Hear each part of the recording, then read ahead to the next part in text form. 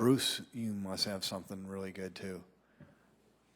Of course I do. It's Bruce Danielson, and I guess I'm here to entertain you too. Welcome to our Tuesday, August 13th, Sioux Falls City Council meeting. Thanks for being here, for joining us online. Clerk will get started and read our roll, please. Council members Selberg. Here. Sale. Here. Starr. Here. Staley. Here. Brecky. Here. Erickson. Here. Kylie. Here. Neitzer. Here. All right, tonight I get to welcome Dr. Ron Tottingham back to give our invocation. He's been here before. We appreciate you coming here, young man. He is with Empire Baptist Temple, so would ask that you will rise for his invocation and then stay standing for the Pledge of Allegiance. I always like to use this opportunity to thank you folks. I know you get paid for your job. This is a great city, the best, and thank you for your service to our city. Appreciate that. Our Father, thank you tonight for your blessings. We pray that you would bless the city council, that you'd bless the decisions that we need to make. We pray you'd bless the participation that the city gets involved. But most of all, we pray that you would be involved in our city and in all the things we do, that the honor might always go to you for the decisions that we make.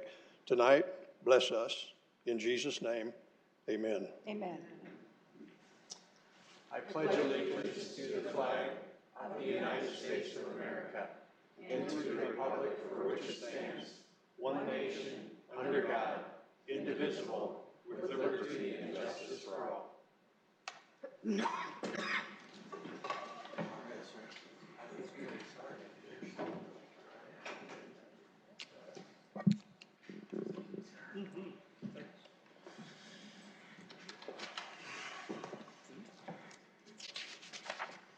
All right, we'll move on to our first item of business here. Item 4 is our consent agenda, and look for any motions or changes to that, council. Move approval. All right, motion approved by Selberg. Second on that? Second, Neitzer. By Neitzer. Any discussion, council? All right, we'll take a vote on that, please. Councilmember Selberg. Yes. Sale. Yes. Starr. Yes. Staley. Yes. Brecky. Yes. Erickson. Yes. Kylie. Yes. Neitzer. Yes. All right, that passes 8-0. On to item 11, which is our regular agenda. Look for a motion to approve that. Move to approve, Erickson. Second, Sale. All right, a motion approved by Erickson, seconded by Sale. Any discussion, council? Okay, we'll call on a vote on that, please. Councilmember Selberg. Yes. Sale. Yes. Starr. Yes. Staley. Yes. Brecky. Yes. Erickson. Yes. Kylie. Yes. Neitzer. Yes. All right, that passes 8-0. We're now at the general public input portion of tonight's agenda. As a reminder, input during this portion will last no more than 3 minutes per person, and in total last no more than 30 minutes. During general public input, the public is welcome to speak on any topic that does not appear later on in the agenda.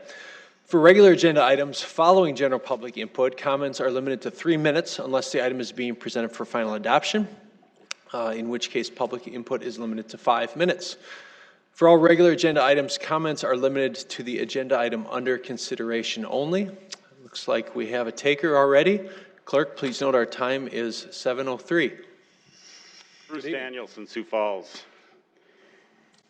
I listened to the informational today and spoke at it a little bit. And I want the people of Sioux Falls to take special attention during the, to go out and watch the portion involving the parking ramp and the parking system in town. Because I think the people of Sioux Falls need to understand the doublespeak that was going on during that entire presentation. Clerk, yes. That we're supposed to dream about things that are going to be in 80 years when we can't afford what's going to happen to the building in the next 15. The project loses money. We're not going to be able to put enough money back into the enterprise fund in order to keep the other parking ramps up. You know, there's a whole series of things that are gone wrong during this whole process.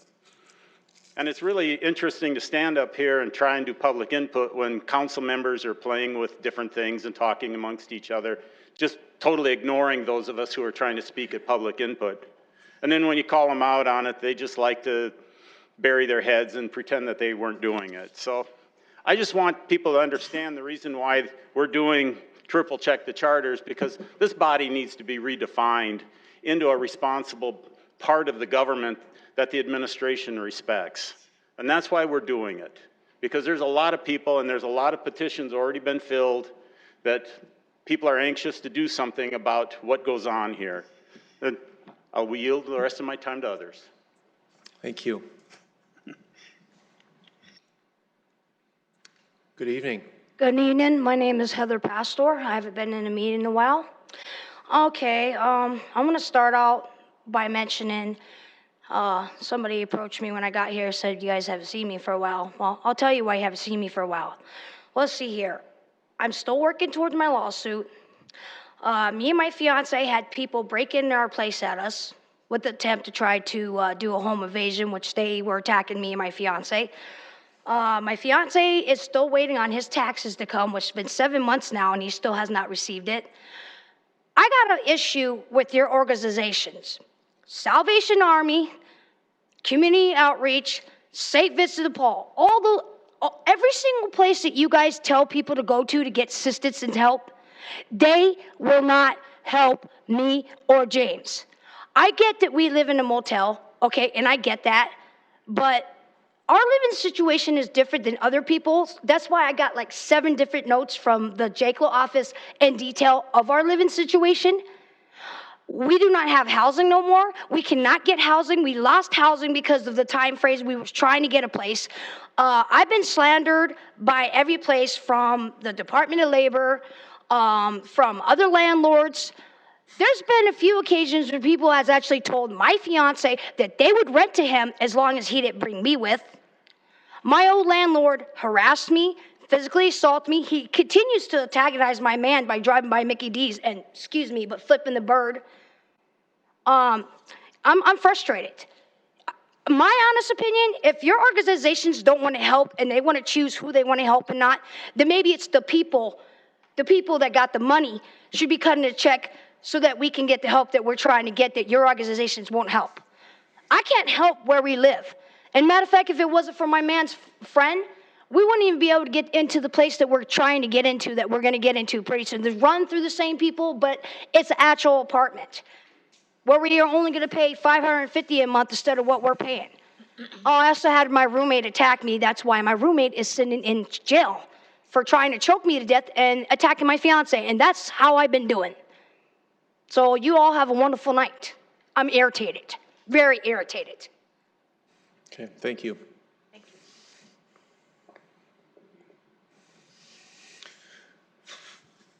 Good evening. Greetings. I'm David Zokaitis, and I have a plan. Jim, can you?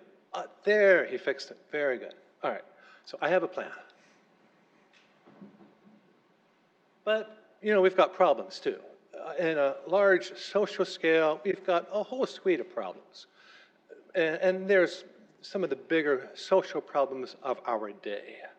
But as a matter of practicality, social problems on a big scale just don't really connect with us. They don't connect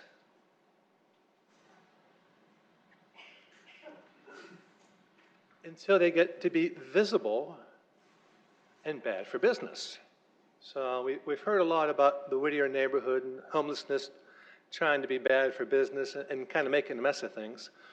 So I thought to myself, maybe we should look at this in a little more detail. So I took a survey at the existing shelters. We seem to have quite a few of them, but maybe there's something missing. And indeed there are. Sometimes the shelters are full. Sometimes we have severely troubled people that don't seem to fit in the shelter. And some people just want to be free. And as a city, we seem to be moving our problems from one area to another. That's expensive. So I thought to myself, maybe we should do something different. Maybe we should accept people for what they are and then try to heal their various problems. So I have a plan. So I think anything's better than nothing. So in the summertime, if we have tents, a whole city of tents, That would be quite an improvement. And it may be controversial, but I think igloos might work in the wintertime with a little bit of help. Something I would try just for fun.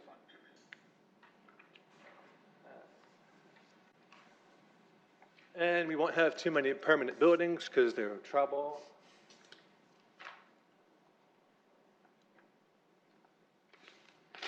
But the real thing is that we will have amazing support. There's a program in Albuquerque that seems to work really well, and backonmyfeet.org. A lot of caseworkers, I think it'll make a tremendous difference.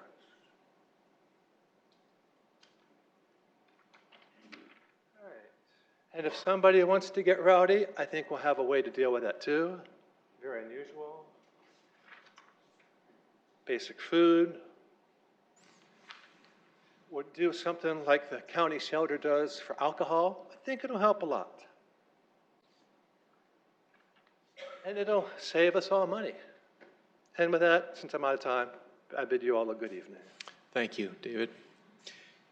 Anyone else this evening for public input tonight?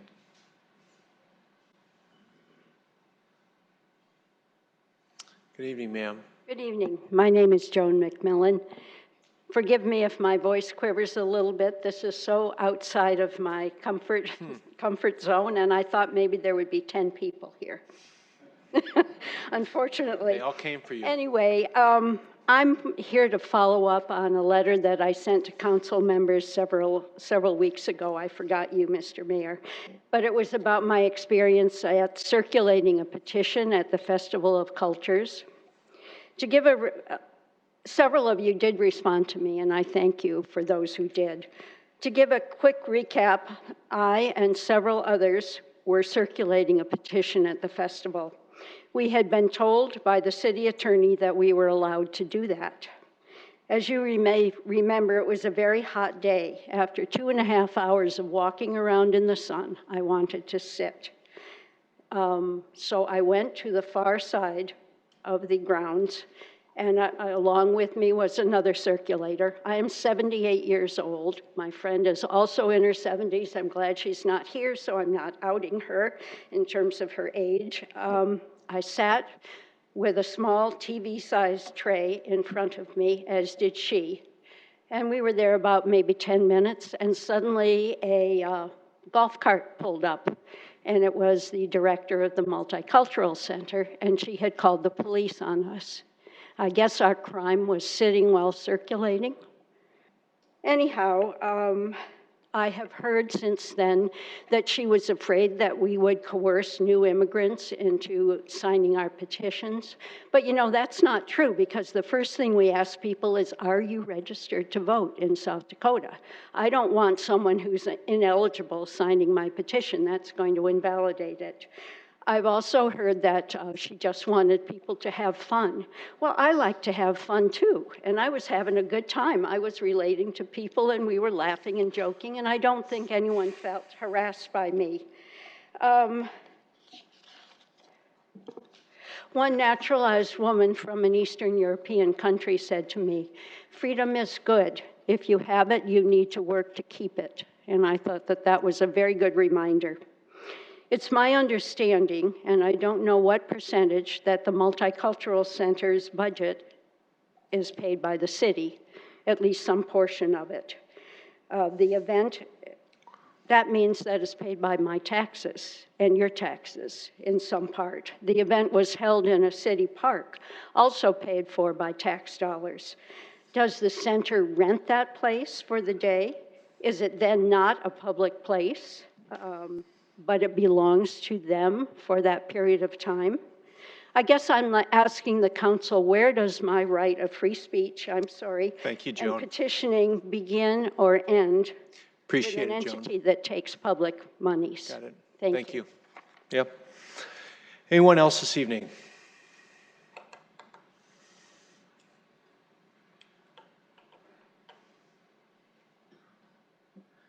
Tim Stanga. I've been working with the city to try to clean up the Whittier neighborhood. So far, between the city and trying to get things cleaned up, it's come along. The city's doing a great job on being able to work with not only the citizens on cleaning up their properties, but being able to realize that that neighborhood needs a lot of work. It's nice to be able to see a lot of police officers in the neighborhood right now. Yesterday when I came home from work, you had kids out on the street wondering about what was going on. Guy was walking down in front of my house after that stabbing. There had to be at least 20 to 30 cop cars there, which was great because they did get it taken care of. They apprehended everybody they needed to apprehend, and the neighborhood went on. I know that I'm hoping that this lasts for more than a month or two. This is going to take a good 6 to 8 months to clean up this neighborhood. Another thing that I've been trying to do is 3rd and Wayland. I've been trying to get a stop sign because from Wayland hits 3rd Street and it's a T. So far, my neighbors have replaced their fence twice in the last 2 years because the cars go right straight through. They go through their fence, then they go through another fence. They went through a garage the first time 2 years ago. It was about 2 months ago when I woke up. Matter of fact, it was about 12:30. I was just getting ready to go to bed. All of a sudden, it just bang, boom, boom. That car went over, went through 2 fences, and went through the other garage. The guy has 2 garages on his property. He lost the first one. Now the second one is sitting there with a tarp over it just because there's no stop sign. And it'd be nice to be able to have a sign at the end on 3rd Street, Wayland, that has 2 arrows that shows that it's a dead end. You know, these guys are getting tired of fixing their garages. They're getting tired of fixing their fences. And I'd like to see if we can get something done there. Thanks. Thank you, Tim.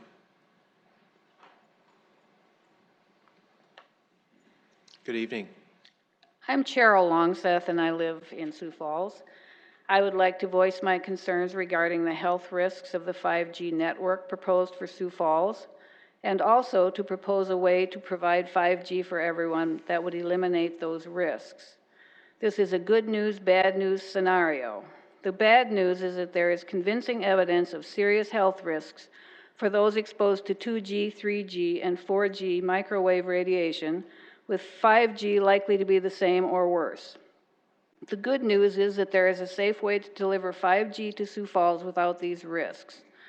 The risks are: the World Health Organization classifies 2G, 3G, and 4G microwave radiation as a possible carcinogen, with evidence of some types of brain tumors in both animal studies by the U.S. government and also studies with humans who have used cell phones regularly for a decade or longer. The U.S. National Toxicology Program, which is considered the gold standard for this kind of testing, reported clear evidence of rare tumors and genetic damage in animals after prolonged exposure to 2G and 3G radiation. In California, Sprint placed a 3G tower in a schoolyard. While it was operating there, 4 students and 3 teachers developed rare cancers over a 10-year period. This is considered statistically significant. Sprint stopped operating that tower. 5G is very similar to 2G and 3G, but operates at a higher frequency and shorter range, making it potentially more dangerous. Also, it requires many more towers, which increases the exposure. Verizon has announced that their 5G will be treated as a premium service, costing at least $10 more than existing plans. So though not everyone needs or would be using 5G, everyone in the city would be exposed to the radiation. This would be like passive smoking, only worse, because we wouldn't be able to walk away from it, shut it out, or avoid it at home, at work, or in school. It would be ever present while we work, eat, sleep, and play. The good news is that there is a safer way to bring 5G to the citizens of Sioux Falls.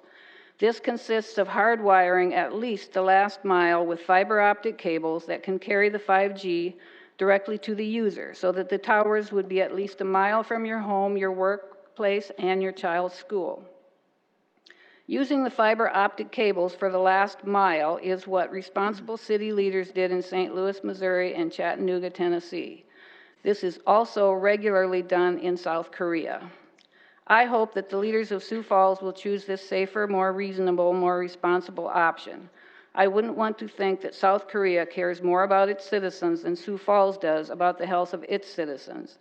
If our city leaders don't choose the safer option now while they can, I hope they are ready to deal with their conscience when Sioux Falls citizens and children begin developing rare cancers down the road. Thank you, Cheryl. Anyone else this evening? All right, clerk, next item, please. Item 13, special one-day liquor license for T-Slat Inc. to be operated at Sioux Falls Regional Airport Authority, 2801 J.C. Lane, for the Sioux Falls Air Show on August 17th through 18th, 2019. Short one tonight, Jamie. Yeah.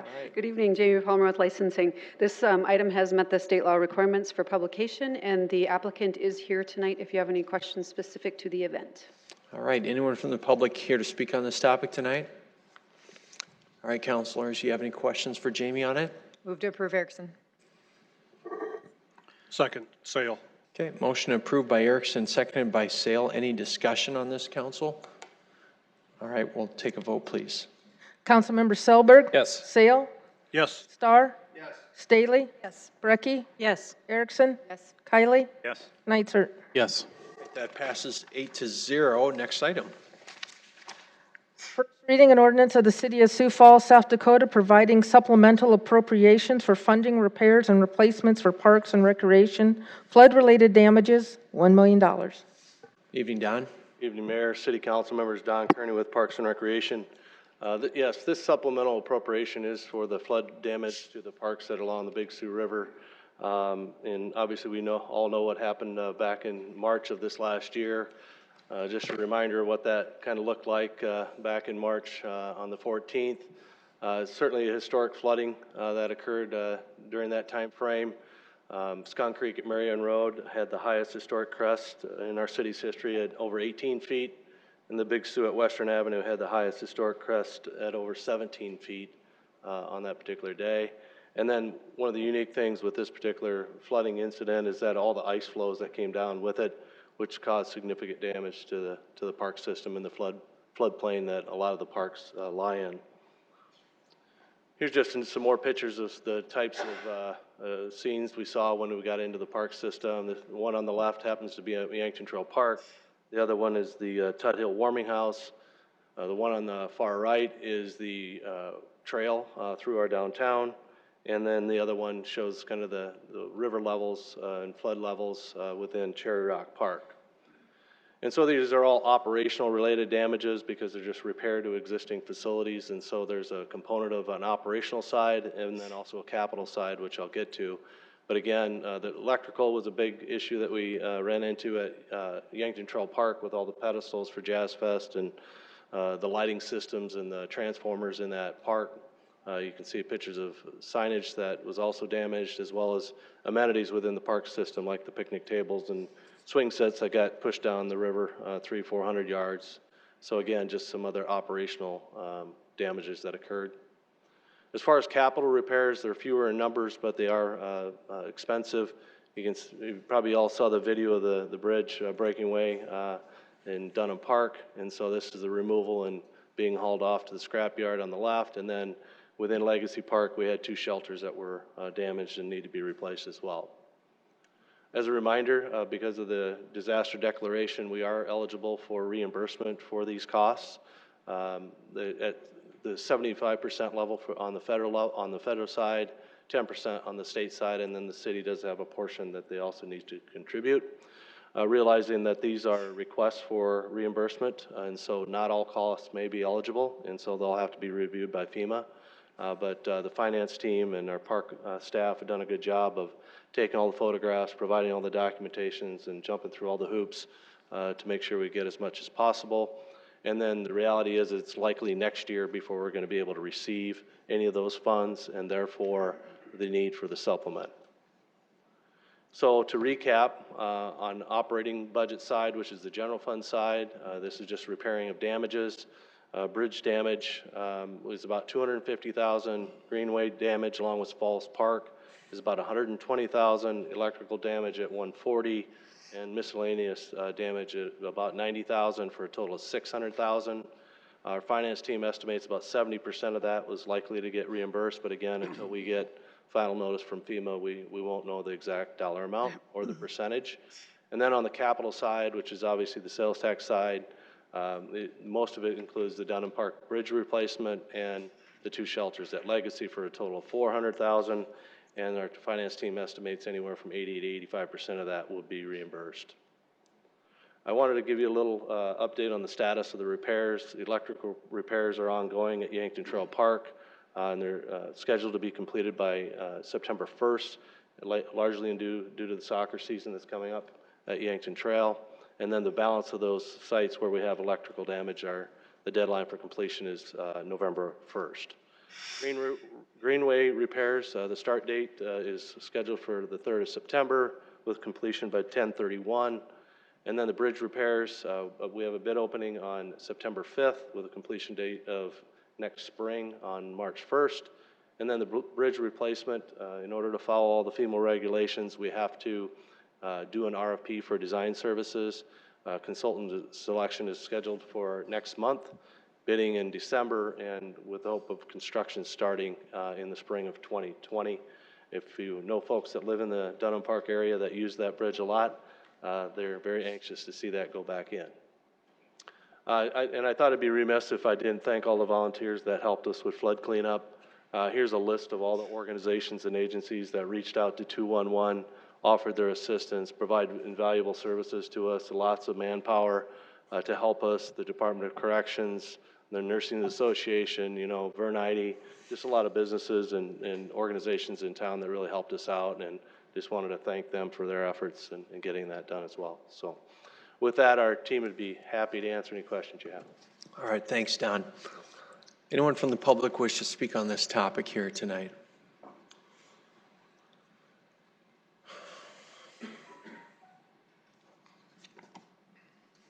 Bruce Danielson.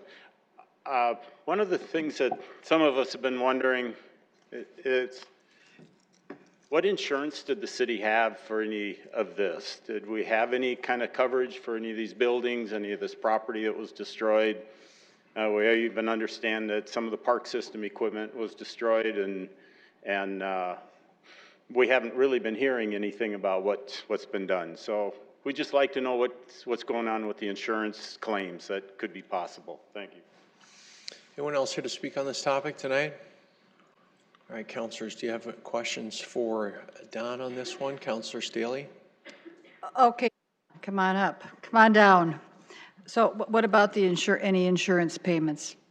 Yeah, we can certainly bring that information back to you. We do have a high deductible on a lot of our property damage, but be glad to provide more of that for your information. What kind of deductible is it? I believe it's $100,000. But I'm not the insurance expert, so I just like to defer to Glenn and his team. So for the second reading? Yeah, we'll be glad to provide that. And then just for our public's knowledge, and I know we're having discussions now about different departments because it's budget time. And if for example, I want to put something new into the park department program budget,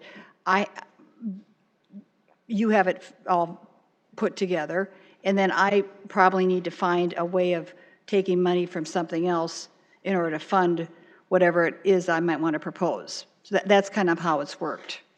So explain to the public, because these repairs, of course, were not in your budget. Right. So it's not always written in stone just because we pass a budget that we can't have some wiggle room as to funding new projects that come up. Yeah, from time to time as projects come up or emergency arise or disasters hit, there is a need to be able to supplement budgets, very much like the snow removal budget that we do from time to time. And so this is an example of unexpected expenses that, although we're being reimbursed, we have to front those costs and then get reimbursed later. And the reimbursement you said is coming from the general fund? For the operating items, yes, and then the sales tax fund on the... Right, so none of it's coming out of the park department budget? Well, the supplemental appropriations would provide more funding for the Parks and Rec Department's general fund portion of the budget. So, and in this instance, you're not cutting back on any park programs. Right. This is just excess spending. This is additional funds to fund the projects that are listed there as a result of the Out flood of our, damage. out of the reserve. Correct. Okay, thank you. Counselor Selberg? Thank you, Mr. Mayor. Director, as far as FEMA reimbursement, it says like next year. Does that mean like 6 months from now they decide if we get reimbursed? And then if they do decide we do, how long is it after that when we do? I believe it'll be the first quarter of next year before we'll be reimbursed. That's a approximate time frame. So they decide and then reimburse right away. It's just, Yeah, I think there's a time frame involved for them to review the proposals, but maybe, I don't know if Sean has any additional information, but yeah, that's, we're still providing that information to FEMA as we speak. And so as we bid stuff and award stuff, they'll review those costs. okay, thank you. Other questions, Counselor Starr? Thank you, Mr. Mayor. Director, I guess my question is about, could you pull the slide back up with all the groups that volunteered and helped? Yep. My question's about the Department of Corrections, and, you know, there's been, I think, a lot of effort from the council and the mayor's office to include using prisoners to help out in these kind of situations. Were they reimbursed anything for their time, or were these all, I was going to use the word forced, but I don't want to use the word forced, but they were volunteered to do the service, or did they earn some kind of hourly wage? They earn a small hourly wage for every hour that they work, and they've been very valuable to us. They helped us with EAB tree removals. We're going to use them next week to help with maintenance and cleaning at the Midco Aquatic Center during our summertime shutdown. They helped us with the flood cleanup. They've just been really valuable to us. Awesome. So is that $1.25 an hour, or is kind of the number that throws around? Yeah, that sounds right. Is that included in the total that you submitted? Can we get reimbursed for that? I know it's not very much money in the big picture of things, but is that one of the items we asked for reimbursement for? I can follow up with you on an answer on that. I'm not sure. Thank you. You bet. Other questions for Don? Look for a motion, set a date of second reading for Tuesday, August 20. Move approval? Second, Sale. All right, motion by Counselor Selberg on that, seconded by Sale. Any discussion amongst the council? All right, we'll take a vote on that, please. Councilmember Selberg? Yes. Sale? Yes. Starr? Yes. Staley? Yes. Brecky? Yes. Erickson? Yes. Kylie? Yes. Nitzert? Yes. All right, that passes 8-0 on item 15. First reading, an ordinance of the City of Sioux Falls, South Dakota, amending the Code of Ordinances of the city by revising Chapter 111, restrictions on issuance of malt beverage retailer license, consumption on public streets or alleys, and repealing 111.031 reapplication. Counselor Brecky. I'll go ahead and speak to that ordinance. I'm the sponsor of this ordinance amendment, and I'll just give a brief explanation. I was contacted by Deuces Casino and asked to go look at an issue that had developed as a result of some regulating that the city had done in addition to what is done statewide through the Video Lottery Commission.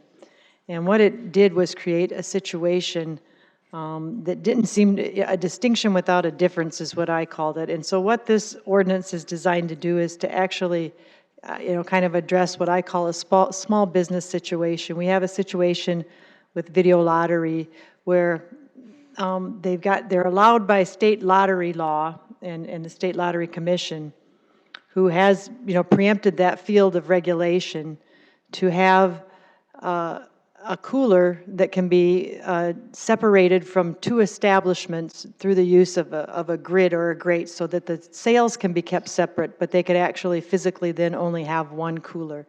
The other issue that it addresses, the specific issue, is that it allows for the two businesses that are side by side, albeit separate, they can be joined by an atrium area so that an employee who's responsible for working both of those businesses does not have to go physically outside, which can be, a danger and a safety factor. When I went out and looked at this physical issue, it didn't really make any sense to me, why the city was going such lengths to make something different in Sioux Falls than anywhere else in the state. Everywhere in the state, the things that this casino is acting on, they're allowed to do. but the city of Sioux Falls has created these additional regulations. So I was just looking at it truly from a small business standpoint, and what you have is a situation where Video Lottery has said that basically you can have 10 machines and 10 machines side by side, and if you make it two separate businesses, and they've permitted that. And the city has put some unreasonable barriers in the way, of what is being permitted at the state level. And so this ordinance seeks to address that issue and just eliminate those barriers. The other thing is that there isn't, at the last strikeout in the amendment, and if anybody has questions, Jamie's here, that has to do with just bringing us into compliance with state law. And as long as we were in this section doing these revisions, we decided to go ahead and make that revision as well. So if you have any questions about why that last section under 11.031 reapplication is deleted, I would defer to Jamie for an explanation of that. And finally, just a final word on, again, the rationale for it. And I would remind my fellow council members that this really isn't a vote for or against video lottery. What it is it's an acknowledgement that the state has saturated that field of regulation, and that's been recognized by our South Dakota Supreme Court, who stated that in a South Dakota Supreme Court case, they stated the state intended to fully occupy the field of video lottery to the exclusion of municipal regulation, and they affirmed in that decision that conclusion. And so this ordinance amendment is really just an acknowledgement of what state law has already said in a similar case where the city tried to do some additional regulation through zoning. With that explanation, I will take any questions if anybody has them. And also Dennis Duncan from Deuces Casino is also here to answer questions if anybody has any questions of him. All right, thank you, Councilor Brecky. Anyone from the public here to speak on this topic tonight?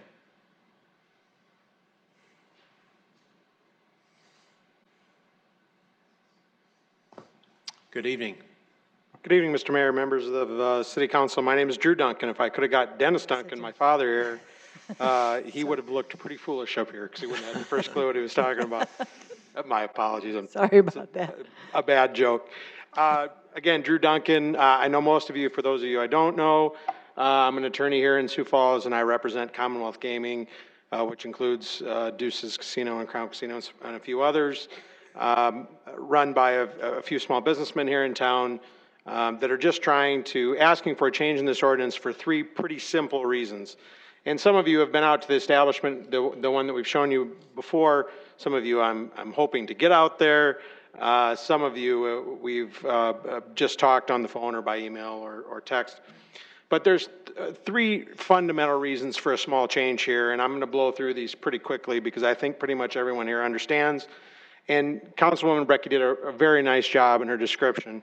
One of the reasons that we're asking for the change is safety. Our employees right now must physically go outside the premises to transfer money or serve patrons. That creates a serious safety hazard for our employees.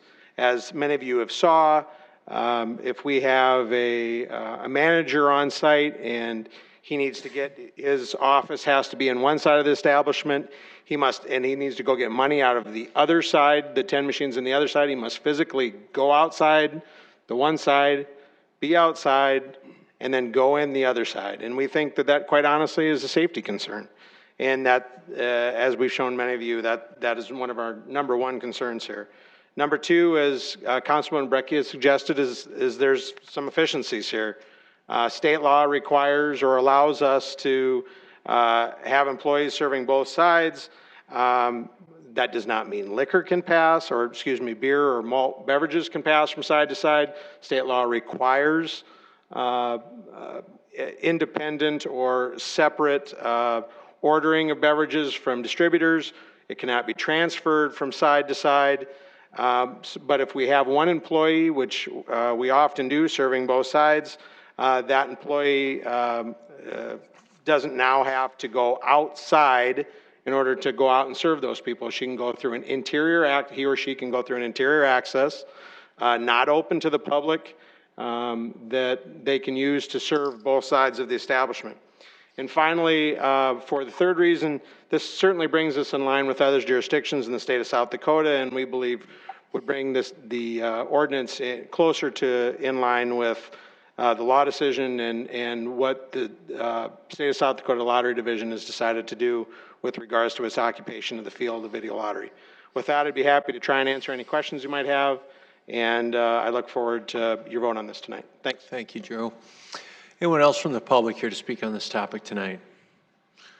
All right, Council, do you have any questions for Mr. Duncan on this, or Councilor Starr? Thank you. Before you sit down, quick, thank you. I was trying to save you that half a step, but.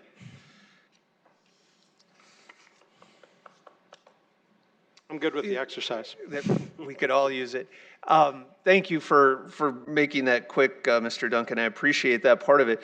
I guess my concern is it would seem to me to be a whole lot simpler, and I think your clients would agree with this, is why aren't you going to the state and just saying, hey, we would like 25 machines per license?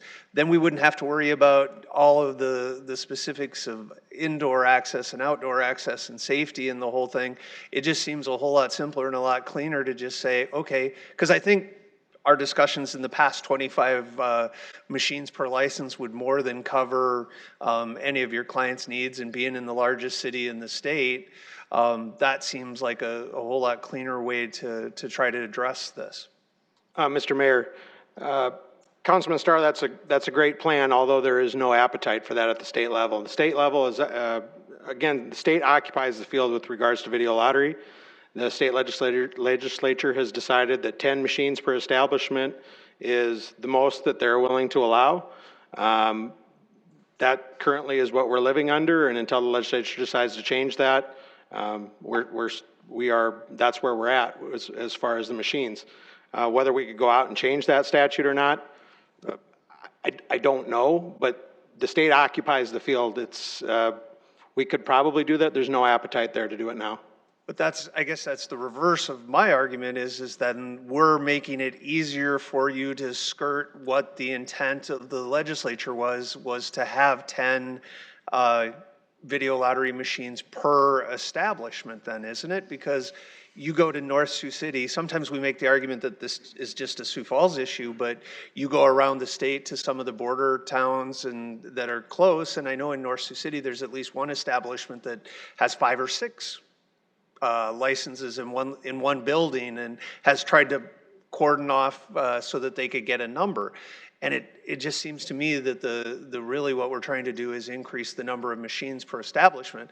I could support that if that's what, because I don't see the difference between 10 and 20 or 25 machines of whatever that number is. But what I do see the difference is we're trying to skirt and allow things to make it so that you could have more than 10 that the legislature originally intended. Mr. Mayor, Councilman Starr, I don't think I can agree with you, and we're certainly not trying to skirt the law.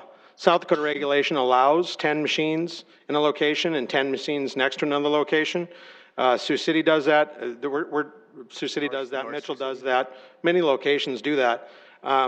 This effort is not an effort at all to proliferate video lottery machines in the city of Sioux Falls. We have no intention of being here today to try and expand the number of terminals that can go into the city. As a matter of fact, you'll see in the ordinance changes, it doesn't even, I don't think it even mentions terminals. Number one, because the state occupies that field, and number two, because we're not here. We know we cannot come here to proliferate video lottery. We're only trying to, as small businessmen, take care of the 3 things that I've suggested here, which are safety, efficiencies, and bringing us in line with other jurisdictions and bringing this ordinance closer to constitutionality. And while I certainly respect your right to have the opinion that this skirts that, I couldn't agree with it any less. Thank you. Councilor Staley. I voted against this last time. And I voted against it last time because, I'm going to use your own words, because of safety. Because in your effort to have efficiency, I believe you will be putting that one employee in an unsafe environment. So and I remember before you were going to have cameras monitoring the other side of of the building where nobody would be. There were going to be cameras, people will be drinking, and if they want to drink, somehow they're going to let the person know to come over and serve them a drink. But we got 2 casinos, in essence, next to each other. One of them's manned with a person, the other one's not.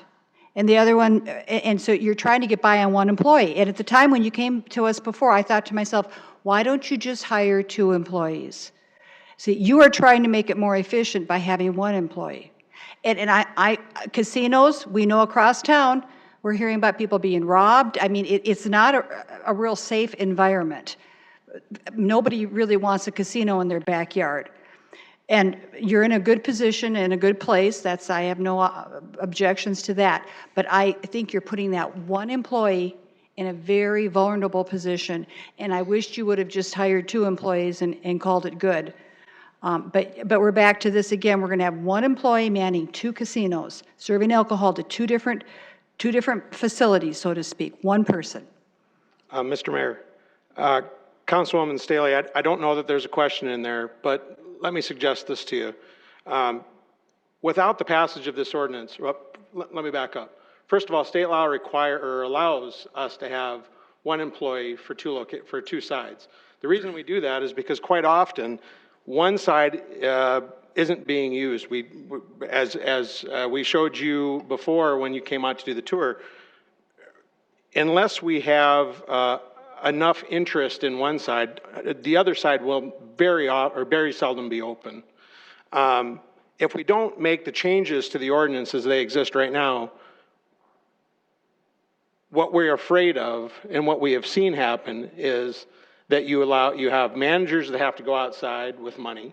You have employees that need to go outside. And quite honestly, we find that not only inefficient, but unsafe for our employees. I think somewhere in your statement, you suggested that we're not having cameras. I think that was maybe I said you were having misstatement. You were having cameras. I think that was a misstatement. I think what I would suggest to you is that and what you saw was that there is camera monitoring both sides, outsides, insides, parking lots. And we use those cameras both for the safety of our patrons and our employees and for the general public. And we would just like to create some efficiencies for small businessmen here. We're certainly not trying to proliferate lottery.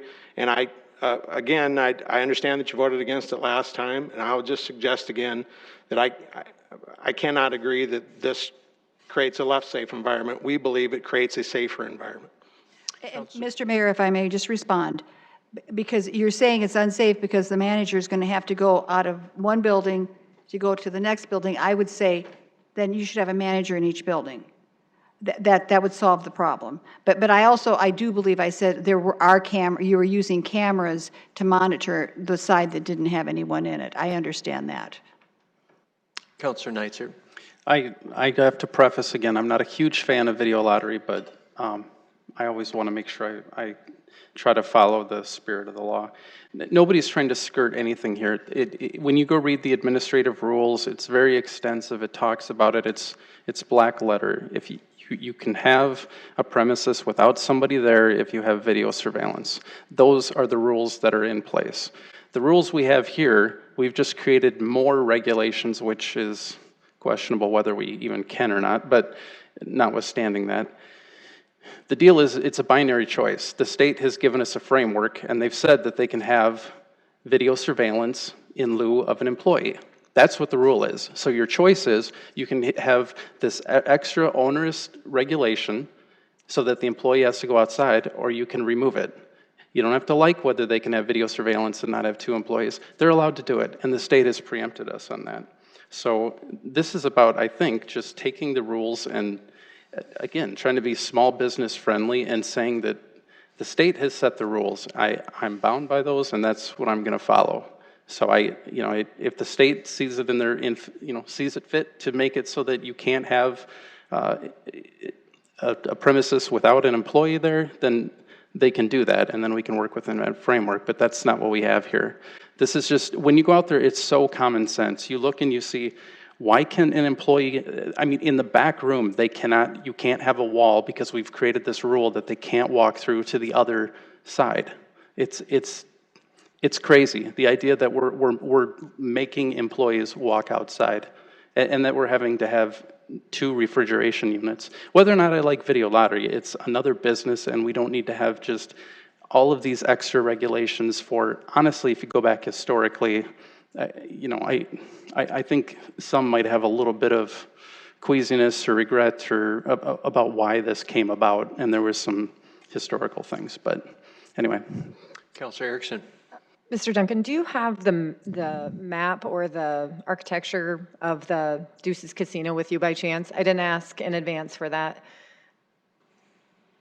If not, maybe next time when you come in. The reason why I say that is because if you will envision a square and draw a line down the middle, and that's the parting wall, 10 machines on both sides, and no access at all unless you go outside is what we essentially have regulated with this. Now, the changes, what that would do is allow shared refrigeration instead of the extra $10,000, $12,000 for that. It's not a pass-through. It's essentially a chain link fence up above with a shared refrigeration between that. The other thing it does is it allows the safety for a shared office to keep the money safe in the back room.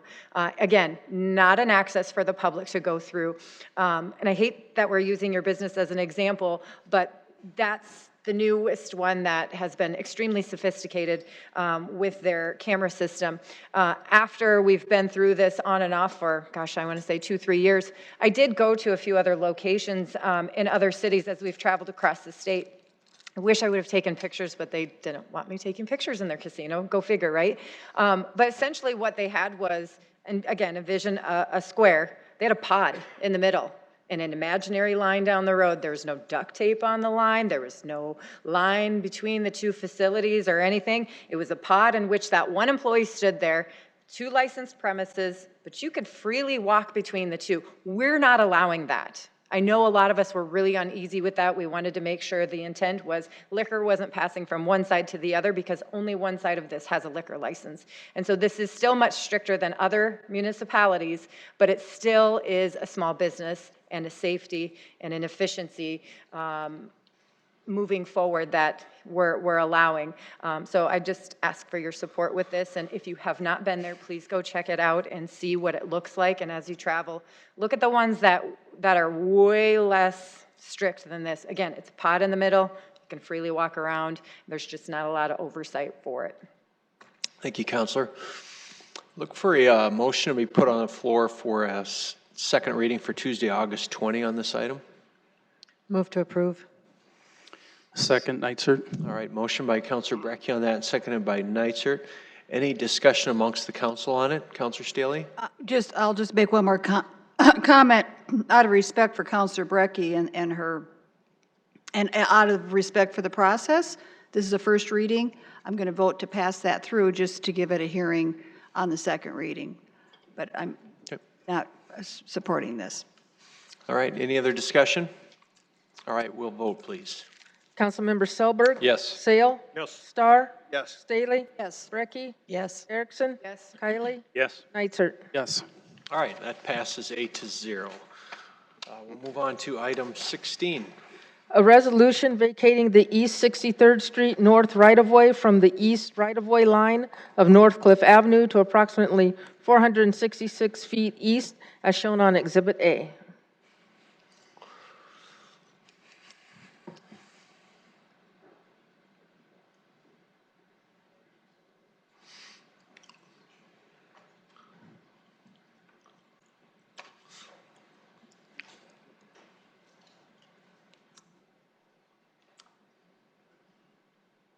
While we're getting our technology switched over, the banquet needs more volunteers for Project SOS on Saturday, so show up and help them, if you would.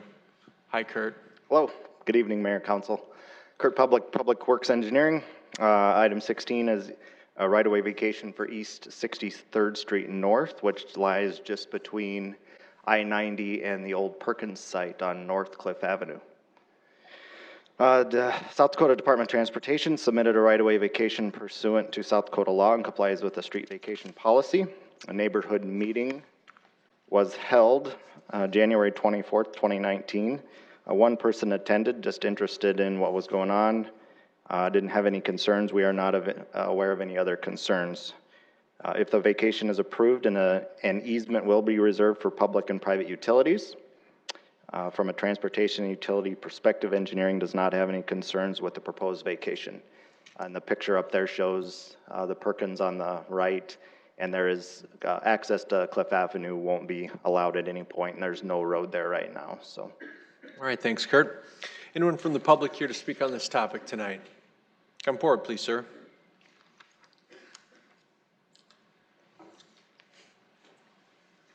Good evening. My name's Len Doze. I have 1511 and 1512 East 63rd Street North. One is a business, it's Len's Awning and Canvas. We get approximately 60 to 65% of our traffic through the west Perkins parking lot. When they closed that road off 6 years ago, I went from 12 employees down to 9. That's how bad it hurt. They take it away again, I'm gonna lose even possibly more employees. I got 9 right now, including myself. My land value, by doing that, my land and my business is my 401k. I lost about half of that because of the dollars that, it was about $4.45 a square foot before they took that access away. Now it's worth $2.45 a square foot. And I have approximately 2.16 acres left, and at one time I had over 3 acres. So this is by closing that's gonna hurt me even farther. I do all the road maintenance there. I have all the road, I do that all myself. In the winter time, that road is open at 6 o'clock in the morning. I do all my own plowing. I get people through there, and by 9 o'clock, I probably already got 15, 20 cars through there. The road graders, they don't show up until 4 or 5 o'clock in the afternoon. They don't have to do anything. They just drive up, turn around, and leave. I got it all done. I don't need help maintaining it. Closing this road down is to me is going to hurt again. As far as that, what he was talking about, never heard a word of it. Never heard a word of it. I drove by, seen the sign, and must be about 2 weeks after they put it up. And 2 days after I seen that sign, it was destroyed, laying in pieces. So communication and getting these things to the people that need to know it on the state side is terrible. We don't get notified on things like this, and I believe that we should. I guess that's all I got to say. Is there anybody from this council other than Teresa that has been up to that area? Not very many of you. That's, 9 families to you guys ain't very much for employees, but means a lot to me. Means a lot to my people too, so. We'll move into discussion, maybe call you back up if there's questions from the counselors, sir. Thank you. Is there anyone else from the public here to speak on this? Sir, you can come forward, please. Okay. Good evening. My name's Craig Smith. I'm the region engineer with the Department of Transportation. And I would maybe just add, it's our intent, this land was acquired, all the lots that DOT or Department of Transportation owns was acquired due to the closure of 63rd Street along with the interchange improvement projects and Cliff Avenue improvements. And it's our intent then to, once this action, whether it's vacated or not vacated, move forward with disposal of that property through our processes, which is likely an auction type process. So the old Perkins lot will likely be transferring out of Department of Transportation and really be private property and really provides no public access to 63rd Street North. So just wanted to add that, I guess, if there were questions on what will happen to this property, I guess, in the near future. Got it. Thank you. Sir, come forward, please.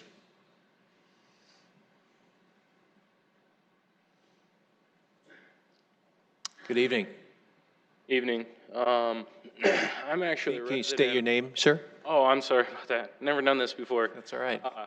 I'm Caleb Schifferl, resident on 1500 East 63rd Street.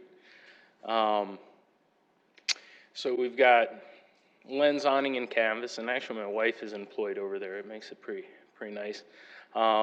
There's the business aspect of that. There's also the fact that I actually work just a couple of blocks to the east, and that street is utilized a lot by my coworkers.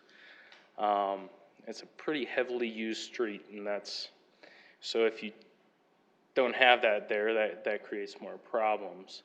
One of my bigger concerns is I'm actually a volunteer on the Renner Fire Department, and 99.9% of the calls that I will answer, I actually head out the west side to get to those calls.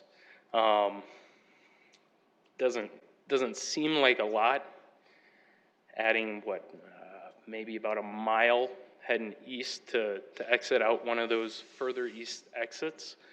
However, if you've got a pretty volatile situation, a fire or a medical emergency, that can make a big difference. So that's my concerns with that. Thanks, Caleb. All right, thank you. Appreciate it. Anyone else from the public here to speak on this?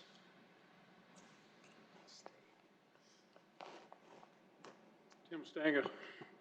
When I went to get my boat cover made, I was trying to figure out how to get the lens. I drove down Cliff Avenue trying to figure out how to get it and get to there, and I had to make a phone call, and they said, well, drive through the Perkins, and then through the back, you get onto the road. Well, God, you would have thought that when they bought this property to try to get rid of the road, don't you think they should have talked to the landowners first before they even did it? I understand what Lenz is going through, because it is hard to find which street to pull off on to be able to get to his business. And this isn't a good way to go, because it probably shut him down. Thanks. Thank you. Anyone else here to speak on this topic tonight? All right, councilors, questions. Councilor Neitzer. Okay, Kurt, I'm puzzled here. Okay, so first of all, this street obviously does not access Cliff Avenue. Correct. And hasn't for how long? Craig? I forget the year of construction, but I think when the part of 5 or 6 years. 5 or 6 years ago, it was. Okay, yeah. Yeah, I mean, there's no way by traffic standards we would ever allow an access to this to go through. Correct. It's not on the quarter mile, it's too close to the interstate. Be an awful place for an intersection for traffic control. So you would never allow it to go through. So, I mean, I guess I could ask the citizen, he made mention of going west. I don't know if he means he's just driving through there onto Cliff. I don't know. Can you tell me, through Perkins, okay. Can you tell me who are the adjoining landowners for this? Is it all DOT-owned property on both sides? Yes. Okay, and do you know where the business owner's property is at? We can maybe have him come up and point out on the aerial. Could I ask the business owner? You bet. I want to be clear where he's at, and then where he's going in and out, his customers and.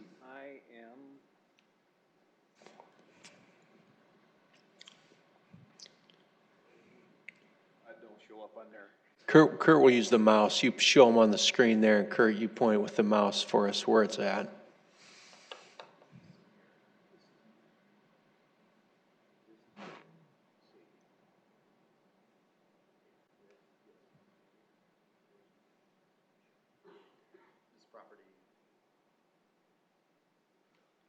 Right there?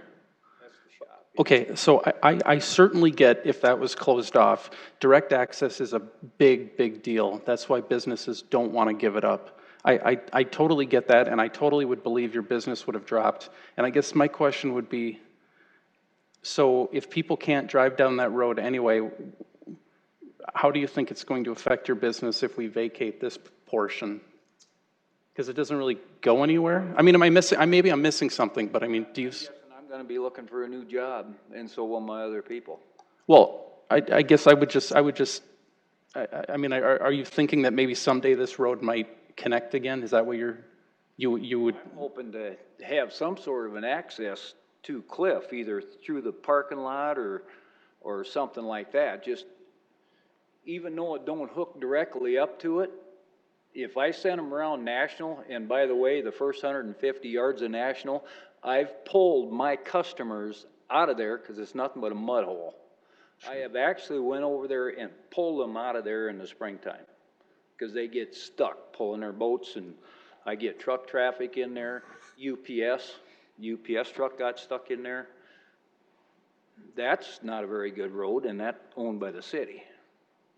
Okay, so so this is for Kurt. So 60th Street, presumably, with this classification, is it quarter miles access points? I'm not sure what classification of arterial this is, but would you ever grant access if somebody redeveloped this area to do another street in between 60th and the interstate? As that area develops, there's a potential for a street network in there. That is, you can see where the lots are platted. Mm-hmm. That's in the city limits. There is a piece of this that is not part of the city. Okay, so I guess what I'm asking is, if this square, quarter, whatever, redeveloped, would there ever be a potential that you would grant an access directly onto Cliff? I mean, roads might be built in there, but would you shift them all to 60th Street, or would you grant one maybe halfway in between, or would that violate your? There's a street right. There's one right here. Right here, yeah. So as this would redevelop and come into the city limits, there's a potential for a street network in there. Okay, so that could get built up, and where would it connect to? Would it go and circle up to the remaining open portion here? Depend on the development. Okay, and plans. so the black squares, obviously, this is annexed, and the stuff that's not in squares, is that not in the corporate limits? They're not in the city limits, no. Okay, all right, thanks. Councilors, other questions for staff on this? Councilor Sale? I'd like to, if I could get the state DOT. You sure could. Could you walk me back to the time when you acquired the property and closed the street? What was the rationale then? With the interchange improvement project, we go through what's called an IMJR, interchange modification justification report with Federal Highway. They have minimum requirements for access spacing from interchanges, and basically based on that, we had to close 63rd Street North as part of that project. And as a result, that's how we ended up with acquiring the large amount of property we had there, not just through right-of-way negotiations, through litigation and other right-of-way work to acquire that. So it was really came down to a design and a requirement of Federal Highway.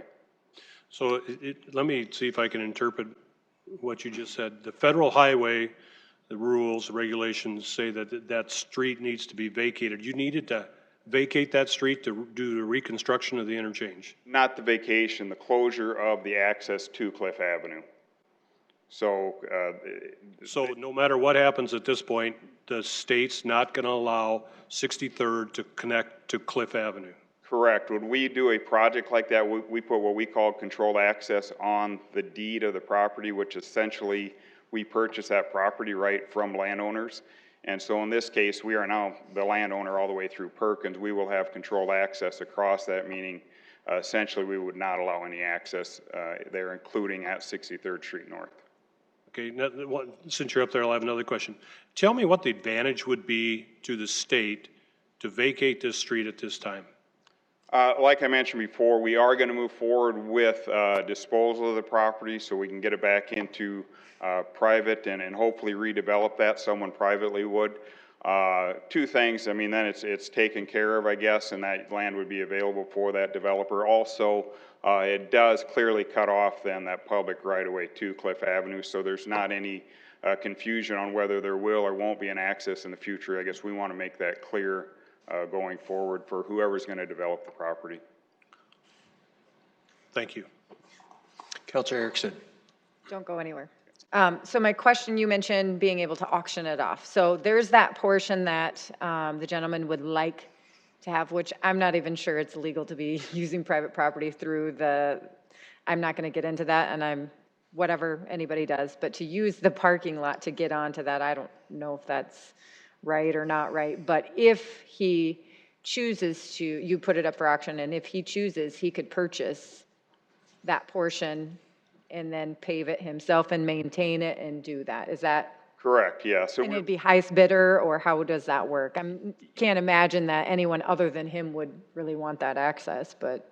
Yeah, and I guess we haven't got to that detail with our right-of-way office. They will handle the auction and whether we'll package that, all the lots we own, because we do own further back than what's even shown for the vacation. I would anticipate we're going to package that all, so it will be available to someone in the public and will be highest bidder.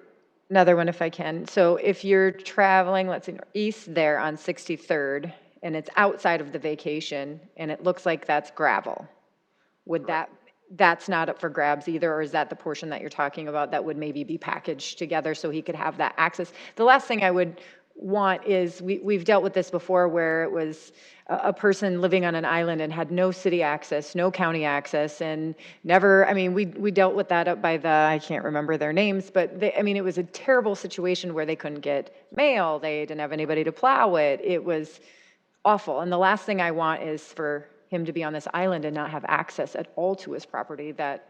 Yeah, and I should go back to when we, by cutting off that access on 63rd Street North, we also purchased additional right-of-way further to the east through the development that is in the city limits, and constructed that road with state dollars as part of that project. So it does have surface public access to that road. It's just on the east side of 63rd Street North instead of the previous west side at Cliff Avenue. Gotcha. So as part of the project, DOT went in, purchased right away, and constructed a road. So essentially, to get to his property, you take North Cliff, East 60th, kind of jog that way and back around. It's just kind of tucked back in there. Yeah, there's 2 public right-of-ways back, and I'm not sure the business back there, the larger white building, there's 2 public right-of-way roadways there.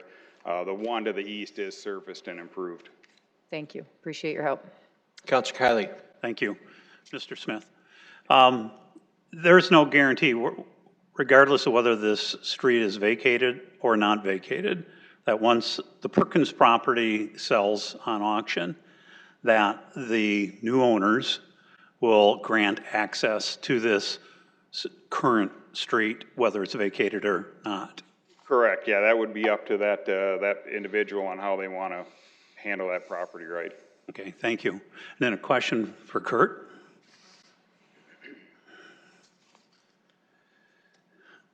You had mentioned unannexed property in here, so this, some of the area that was referred to as city streets is not indeed city?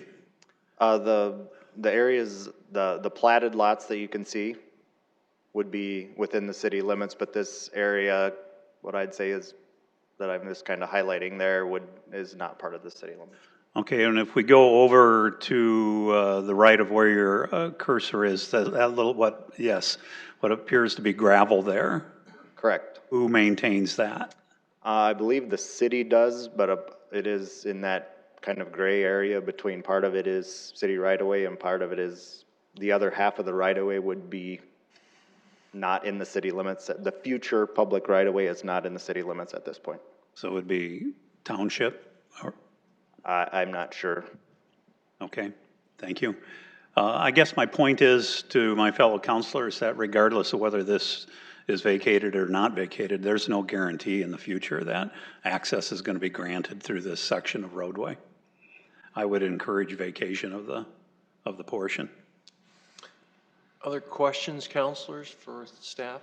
Counselor Brecky? Question for the city attorney. Is there any problem with us vacating a roadway that then really creates an island for a business and cuts off his access? Are you talking about this property would be an island in the event that this is vacated? It appears so. And based on the current use, because he has a right to use it now up into the vacated part. And apparently, Perkins is not troubled by the fact that he's going across. So our action will eliminate that use. Thus, we have taken away that use. I'm just wondering if there's not a problem doing that. Well, I think if the foundation of the question is, can you put him on an island by doing this? I don't know that I can answer the question in the sense that he wouldn't be on an island with this vacation because of the access that goes from the east.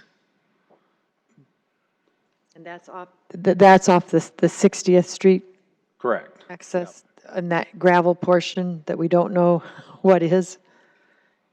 So you're saying that this action would not create an island? That's my understanding from what I'm looking at. Would you agree with There that? would be access on this street, City Street right here, north and then west. And then this is a gravel surface to the full city right-of-way up to the East 63rd Street north. You got another comment, Councilor Not Rankin? for staff, but for the property owner. So if anybody else wants to finish with staff, I would have one Councilor question Neitzer, is the yours for property Kurt? owner. Is your question for Kurt? I just have a statement. I'll wait. Then we'll ask the property owner to come back up, please.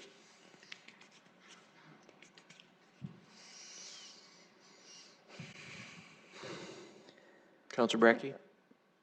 Could you alleviate your problem by creating better signage off of 60th Street to direct the traffic to your business? Because it sounds like there's two ways to access it off of 60th Street. Do you have signage out there now, and is there any problems with city ordinances in allowing you to put off-site signing to get people to your business? I've checked on signage, very expensive. And the people that will let you put your sign on their property, you're going to be regulated to so much. And since I'm in the business of selling images, awnings, and signs, which I do a lot in Sioux Falls, then you got to fight with City Hall to let you do it. And that is an absolute struggle to get permission to put a sign on somebody's property. It is very, very difficult. Thank you. Okay. Councilor Neitzer was next here. Councilor Neitzer, go ahead. So I would just throw out, there is access from 60th Street, and I would just throw out an analogy. If you drive over near where I live, if you drive to the backside of Shenanigans, you can drive through their parking lot and you could get yourself to T. Ellis Road and take a shortcut. You could. Now, they may not notice you doing it. They may not say don't do it, but you're driving over private property. I'm not aware that if you go through here and you drive onto this old Perkins lot, that anybody has any vested right to do that. So if tomorrow, even if this isn't vacated, they sell the land and somebody redevelops it, it's well within their right to say, you can't cross through. They might put a fence up all the way across there. So we're not taking away anybody's right. There's no right to do it in the first place. Now, maybe it was convenient, and I'm not trying to be rude. I'm just saying it's private property. We're not removing an access. This access doesn't exist. It doesn't go anywhere. Not in a public right-of-way. Councilor Staley. Well, I think this could be kind of thought of as an easement situation where you got some unspoken, maybe Perkins agreed to this, but is 60th Street in that little spots, is that gravel going across there?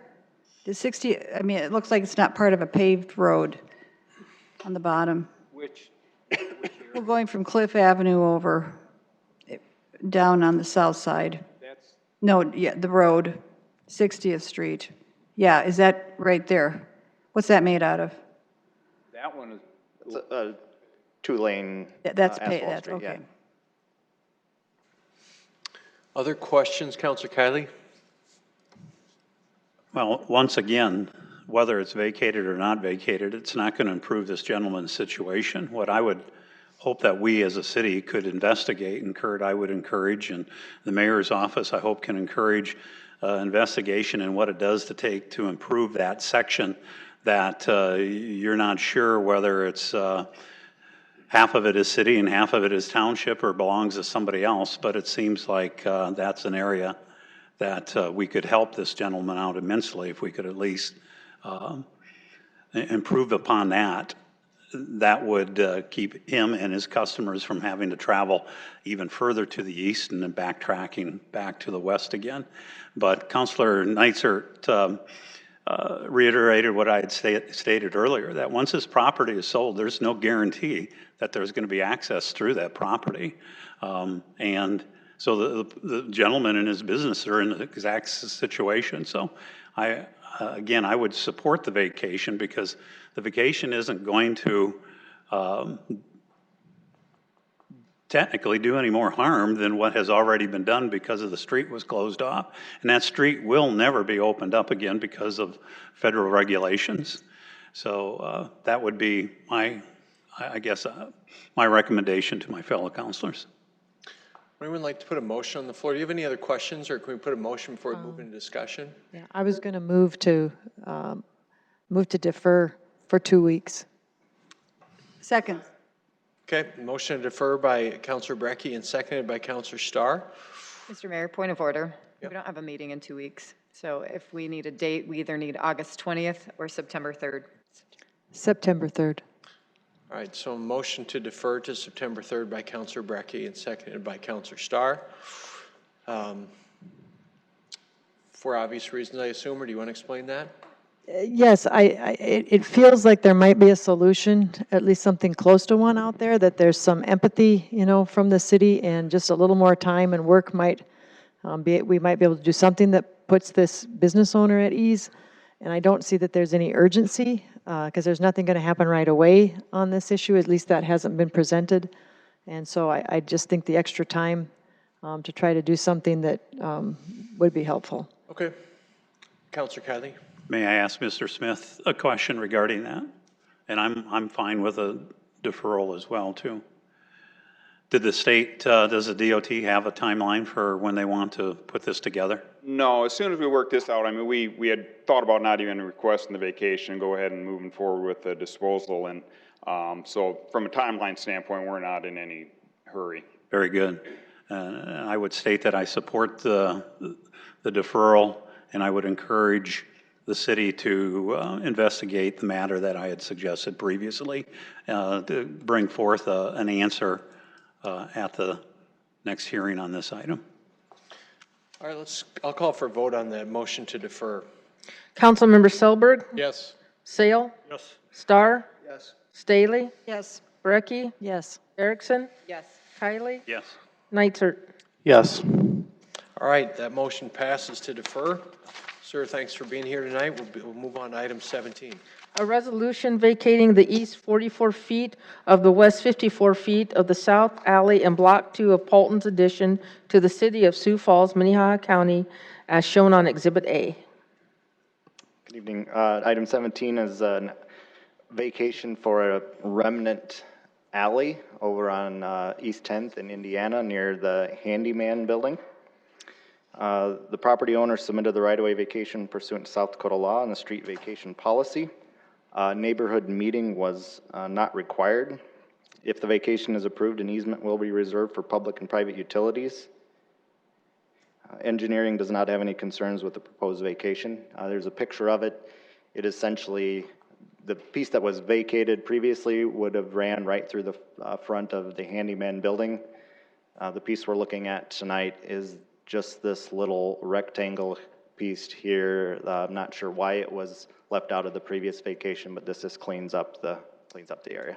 All right, thanks, Kurt. Anyone from the public here to speak on this item tonight? All right, Council, you have questions for Kurt on this one? Move to approve, Erickson. Second, Brecky.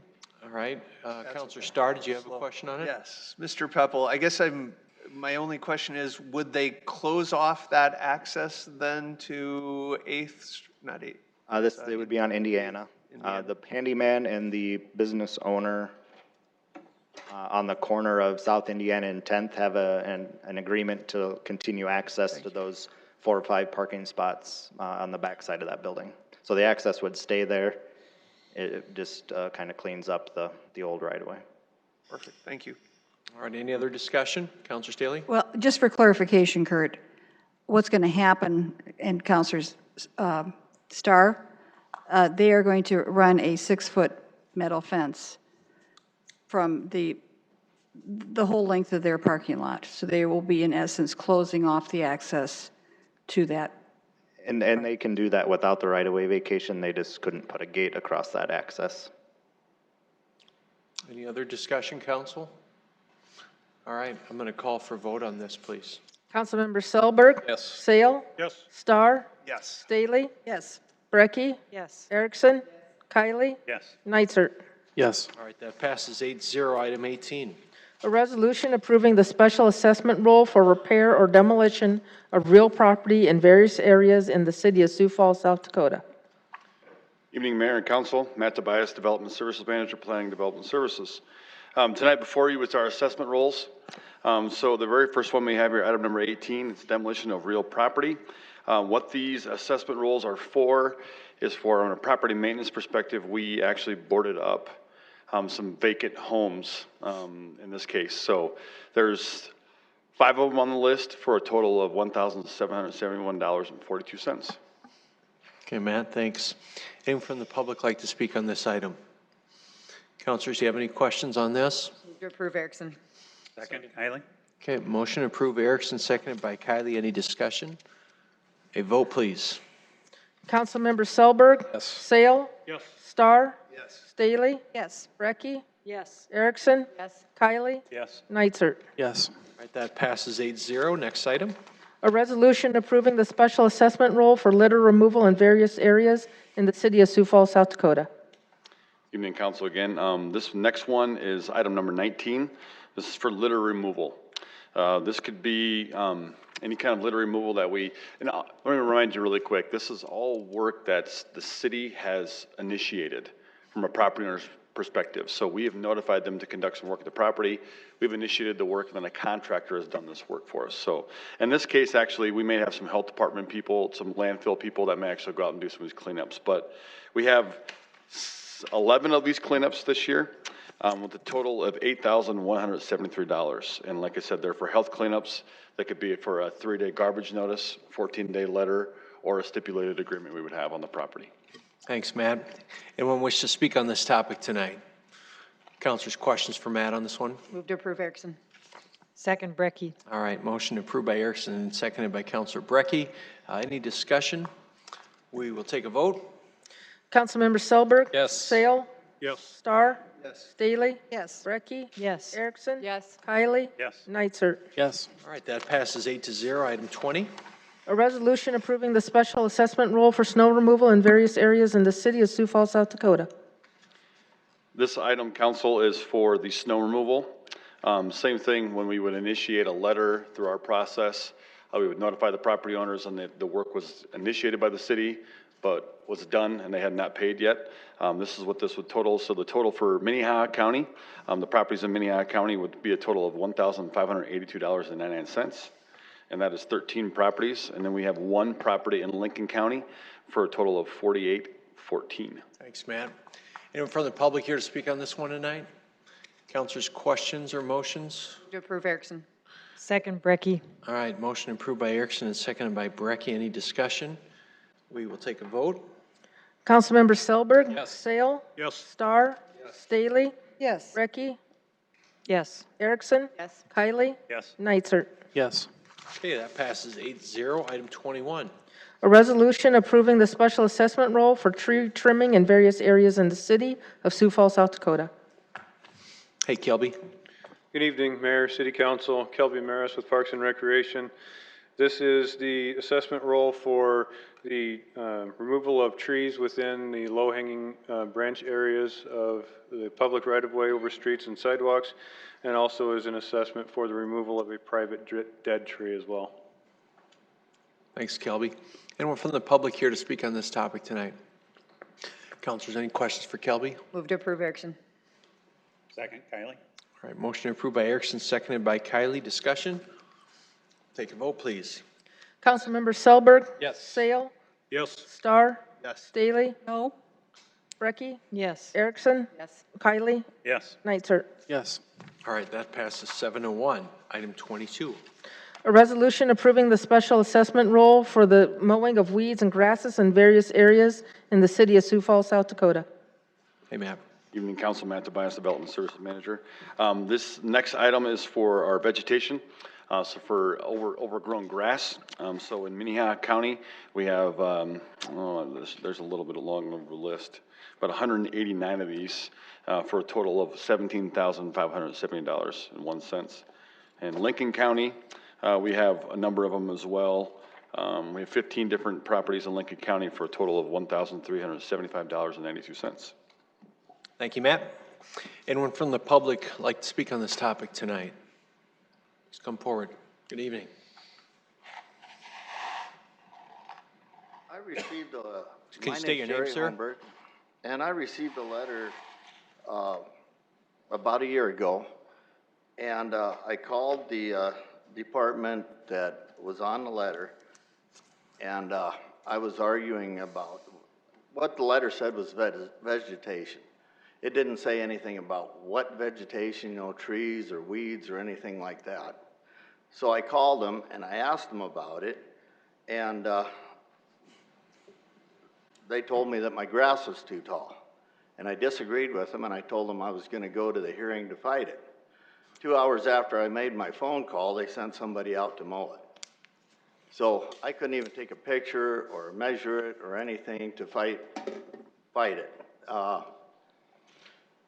Now, what happens after this is done? Will it be added to my taxes, or what goes on with this, do you know? I can have Matt chat with you after this vote, sir, and let you know how this works. All right. You bet. Thank you. Anyone else here to speak on this topic tonight? All right. Councilors, any questions or motions on this one? Councilor Staley, a question? I've got a comment. Matt, I hope that what this gentleman, I hope this is a little concerning. Sure. This was what was your address, sir? 3800 West 74th Street. Okay. We can look into this. We'll look into this. Yes, and sir, feel free to reach out to me as well, because We'll look into it. We'll get it figured out. yeah, because I mean that if this is the case here, that. Nope, that's fine. Yep.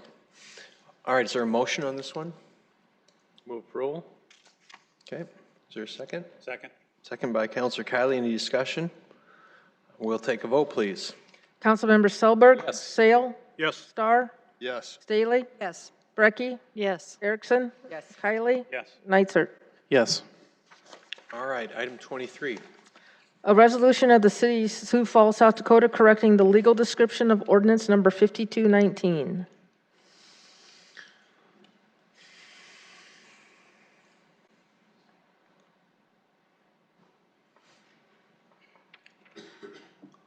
Good evening, Mayor, Council, Kurt Pebble, Public Works Engineering.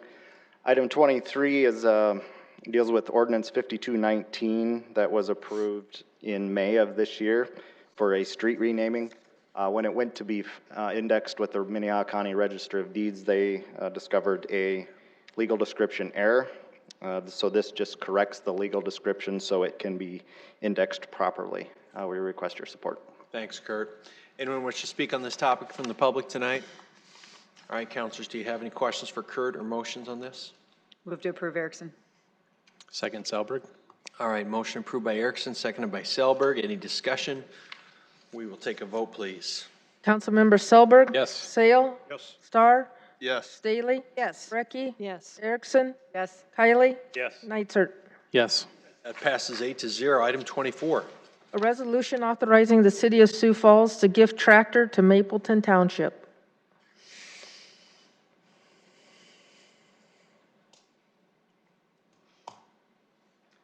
Good evening, Mark. Good evening, Mayor and City Council. Mark Cotter with the Office of Public Works. Have an opportunity tonight for the City of Sioux Falls to work together with our township that's immediately north of Sioux Falls, Mapleton Township. Also with me tonight is Don Oschlager. He's the chairman of Mapleton Township. Would love to be able to say a few words for your consideration of this tonight. Just as a reference of process, every year the City of Sioux Falls looks at their property along with a number of other agencies. They can be townships, school districts, other cities. They declare items surplus that they no longer need or see useful, and then ultimately the normal process, put them up for auction in September. there's a number of times that through the history with fire, police, parks, innovation and technology, public works, that another government agency will see something on that list and see, high value to them, and in many cases becomes very difficult for them to actually purchase something like that, and they'll make a request for the gift. And so that's what happened tonight.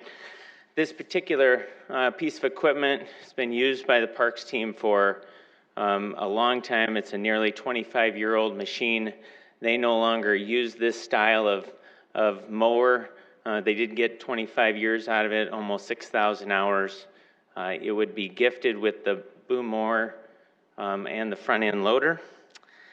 And I just think certainly with Mapleton Township having a very challenging year, had very prolonged flooding, they're still trying to put their road system together. This would go a long ways, great gesture in working together. Also, you guys are aware that the new Veteran Cemetery will be in Mapleton Township. And so process was they make the request to the mayor. We evaluated this request. We're here to make the recommendation to actually gift this piece of equipment to Mapleton Township. And if there's time, Don Oschlager is here to speak. Sounds great. Thank you, Mark. Anyone from the public here to speak on this topic? Good evening. Good evening, Mr. Mayor, Council. I am Don Oschlager, Chairman of Mapleton Township. I'd like to recognize Dave Cowler. Another supervisor, Will Richland, was unable to make it. As Mark did, thank you, Mark, for a nice presentation there. We're aware that this was coming up and to be offered. And actually, your team, Morgan Jackson, Jeff Flatten, allowed me to look at it, allowed me to evaluate it, and offered it to us. Unfortunately, we're not budgeted for a purchase of this type this year. We also, like the city, has a large amount of flood damage, in excess of $250,000. We're working with FEMA. We don't have the staff. We're probably not as far along as you guys are with FEMA and repairs. But we will also have reimbursement with the FEMA claims. But beyond the ditch, the diversion ditch, the city of Sioux Falls has a lot of property, a lot of well fields in our township. And you've been good partners to us. You've been generous enough to help mow the diversion ditch right away. But beyond that, we have a lot of areas where this piece of equipment would help us a great deal to do a better job of maintaining our right-of-way. The Veteran Cemetery area, we're excited to have that come to our township. There will be some challenges there. You all know that part of that turns to gravel. There's some traffic concerns. We will do the best we can with magnesium chloride, additional gravel, additional grading. The ditches in that area, we cannot mow with the existing mower that we have. So with the addition of a piece of equipment like this, we could do a much better job. So thank you for your consideration. And if you have any questions, I'd be happy to answer them. Thank you, Don. Appreciate that. Anyone else here to speak on this topic? Councilors, do you have any questions for Don or for Mark on this? Councilor Selberg. Thank you, Mr. Mayor. Question would be, I think it's great when we can do things like this. Do we give these, it's kind of at the end of its life for us, before we give it to somebody else, are we giving it a pretty thorough inspection so we're not giving somebody a piece of equipment where, maybe in 2 months it breaks down and they go, hey, thanks for nothing? I guess I'm just curious sometimes where the line is, where if we're done, but it's good enough here, you know what I mean? Well, if someone reaches out, we at least can give them the maintenance records. And I know the maintenance on this one was trending. They provided us the amount of dollars that we've been investing into it for the last 3 years was fairly substantial in the multiples of thousands. So it becomes a time where it's time for us to surplus it. But the other benefit is if Mapleton Township takes it at no cost, they can potentially put some additional dollars of their own into it to hopefully get 5 to 10 years out of it. So I think the first step of giving it or gifting it to them at no cost really gives them a hand up first, that if there becomes day 2, they get it off the lot because it will be gifted as is, that they'll have some potentially resources on hand that they can make those repairs. But we do our best to make sure that we're saying, yeah, this is a pretty solid piece of equipment. That's right. Yeah, thank you. That's right. There's no Cotter warranty on it, though, if that's what you're saying. Counselor, do you have other questions on this one? Look for a motion. Move to approve, Brecky. So I have a second? Second, Sale. All right, motion approved by Counselor Brecky and seconded by Counselor Sale. Any discussion amongst council? We'll take a vote on this, please. Councilmember Selberg. Yes. Sale. Yes. Star. Yes. Staley. Yes. Brecky. Erickson. Yes. Kylie. Yes. Nitzert. Yes. Okay, that passes 8-0. Item 25. A resolution to approve a road district petition within the city of Sioux Falls and Lincoln County Joint Zoning and Subdivision Jurisdiction, Misty Brook Road District. Hey, Danny. Brown with the City Attorney's Office, Assistant City Attorney. This is a petition to establish a road district. It is in the multi-jurisdictional area for Sioux Falls and Lincoln County. It's outside the municipal boundary, so it's eligible for a road district. In order to start a road district that's in a joint jurisdictional area, you have to file a petition with the Clerk of Court's office with the city. Our clerk has reviewed that petition. It satisfies all the state requirements for what a petition needs to have in order to start this process. The Planning Department and Public Works has reviewed the petition in this area. They approve of the road district being established. They have no objections to it. Essentially, a road district is a political subdivision. It has the ability to assess taxes or levy taxes, do special assessments, and issue bonds. Folks in areas that are eligible to do road districts sometimes try to develop them because they're entertaining ideas to improve their existing road, and they want to have a maneuver or a trigger or a mechanism to raise additional funds to do that. And these folks, it looks like from their petition that they have a gravel road and they want to improve it with asphalt. And so at this point, for the body's consideration, if you approve it, this petition will go to Lincoln County. The Lincoln County Commission will then determine whether or not they want to vote for approval. If they approve it, then it actually goes to an election of the landowners in this area that's asking for the property to be a road district. So that's the process. I do think somebody here from the road district is here, if you'd like to hear from them. You want to say a few words? He can answer any questions that you have to. Sounds good. Thank you, Danny. Anyone from the public wish to speak on this? Sir, do you want to get anything worth saying?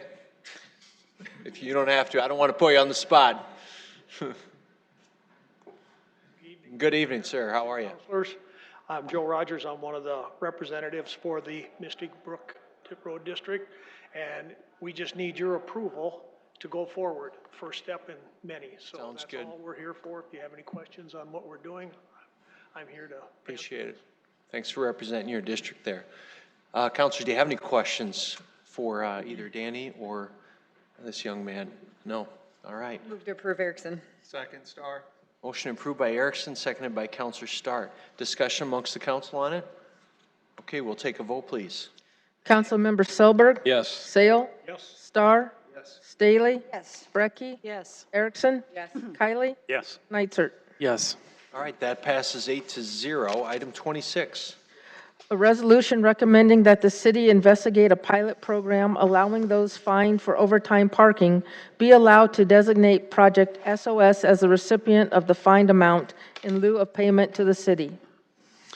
Counselor Staley. Yes, thank you, Mr. Mayor. And as part of my presentation, I have a few slides. And then I was also going to have Madeline Shields and Tamara Jerky come up from the banquet and give a little fill-in as well. And I want to thank the mayor, even though he's not here, for his willingness to meet with us and listen to our proposal. I sent this, I just wanted to reference the correspondence I had with the council, that after consulting with the leadership from the banquet and the city attorney, Councilors Pat Starr and I are bringing forth this resolution on Tuesday for your consideration. We also had a meeting with Mayor Paul and his staff to present this idea. We have worked to provide a wide latitude of flexibility for the mayor and his administration to consider in the next year. And we hope to have a good discussion about this at the council meeting on Tuesday. And also, I wanted to thank Councilor Brecky because she was very willing to listen and open-minded and kind-hearted in this whole process as well. Thank you. What happened back in June is I was contacted by someone on Facebook, and they said, hey, Teresa, this thing's happened in Las Vegas. And ironically, we were talking about Las Vegas today. Councilor Erickson was referencing Las Vegas because we are modeling their triage center. We like what they're doing there. So we can certainly learn from what other municipalities across the United States are doing. And I saw this thing on Facebook, and Jim, if you want to go to the next page, this was part of what was somebody shared with me, and as a result, you can go to the next one, I shared it as well. And Las Vegas, their city council approved this ordinance, and from June 19th to July 19th, they're going to apply it to people who have had a parking infraction in that time frame. Those with the parking tickets can then pay them off by bringing in new unwrapped school supplies of equal or greater value to the fine. And then they had some of the things that would be included in that. And so as a result of seeing this and sharing it, I had all of this explosion of likes on Facebook. People said, hey, that sounds like a great deal. And I got a pulse of the city on that, and so that's why I said, well, gee, maybe we could implement that in our community. And I want the public to understand that when we get an idea about an ordinance or a resolution, we don't just snap our fingers and bring it to the table. We have to get another counselor on board to sign off with us, and then we have to meet with the city attorney and get his approval, and then we bring in, a lot of times, the partners involved, like in this case, it was the members of the banquet, and so there's a lot of meetings, there's a lot of negotiation, there's a lot of brainstorming that happens. And so in the midst of doing this, and talking, this is a little something about the project SOS, we're going to hear about that in just a minute. I did some research. I had our budget analyst say, you know, how much are we actually collecting in parking fees? And I was surprised to see that we collect anywhere from $21,000 to, I think the low number was, there we go, $18,000 a month. People are paying $20,000, $24,000 a month in those overtime tickets, a $10 ticket. You come out of Minerva's 2 minutes too late, $10 ticket, it's adding up to $20,000 plus dollars, a total of $250,000 a year in these parking fines. So, and if you see people who are watching this, you can see there's also all sorts of other fees that are collected as well. So, after meeting with our city attorney, we wanted to try to implement this. But we were too late to get this in as an ordinance before the school start date was going to happen. And so we came up with a very flexible request to the mayor that he investigate using something like this in the future. So this resolution is not mandating that the mayor does anything. It's asking him to consider this moving forward. A pilot program could be limited for a period of time in 2020.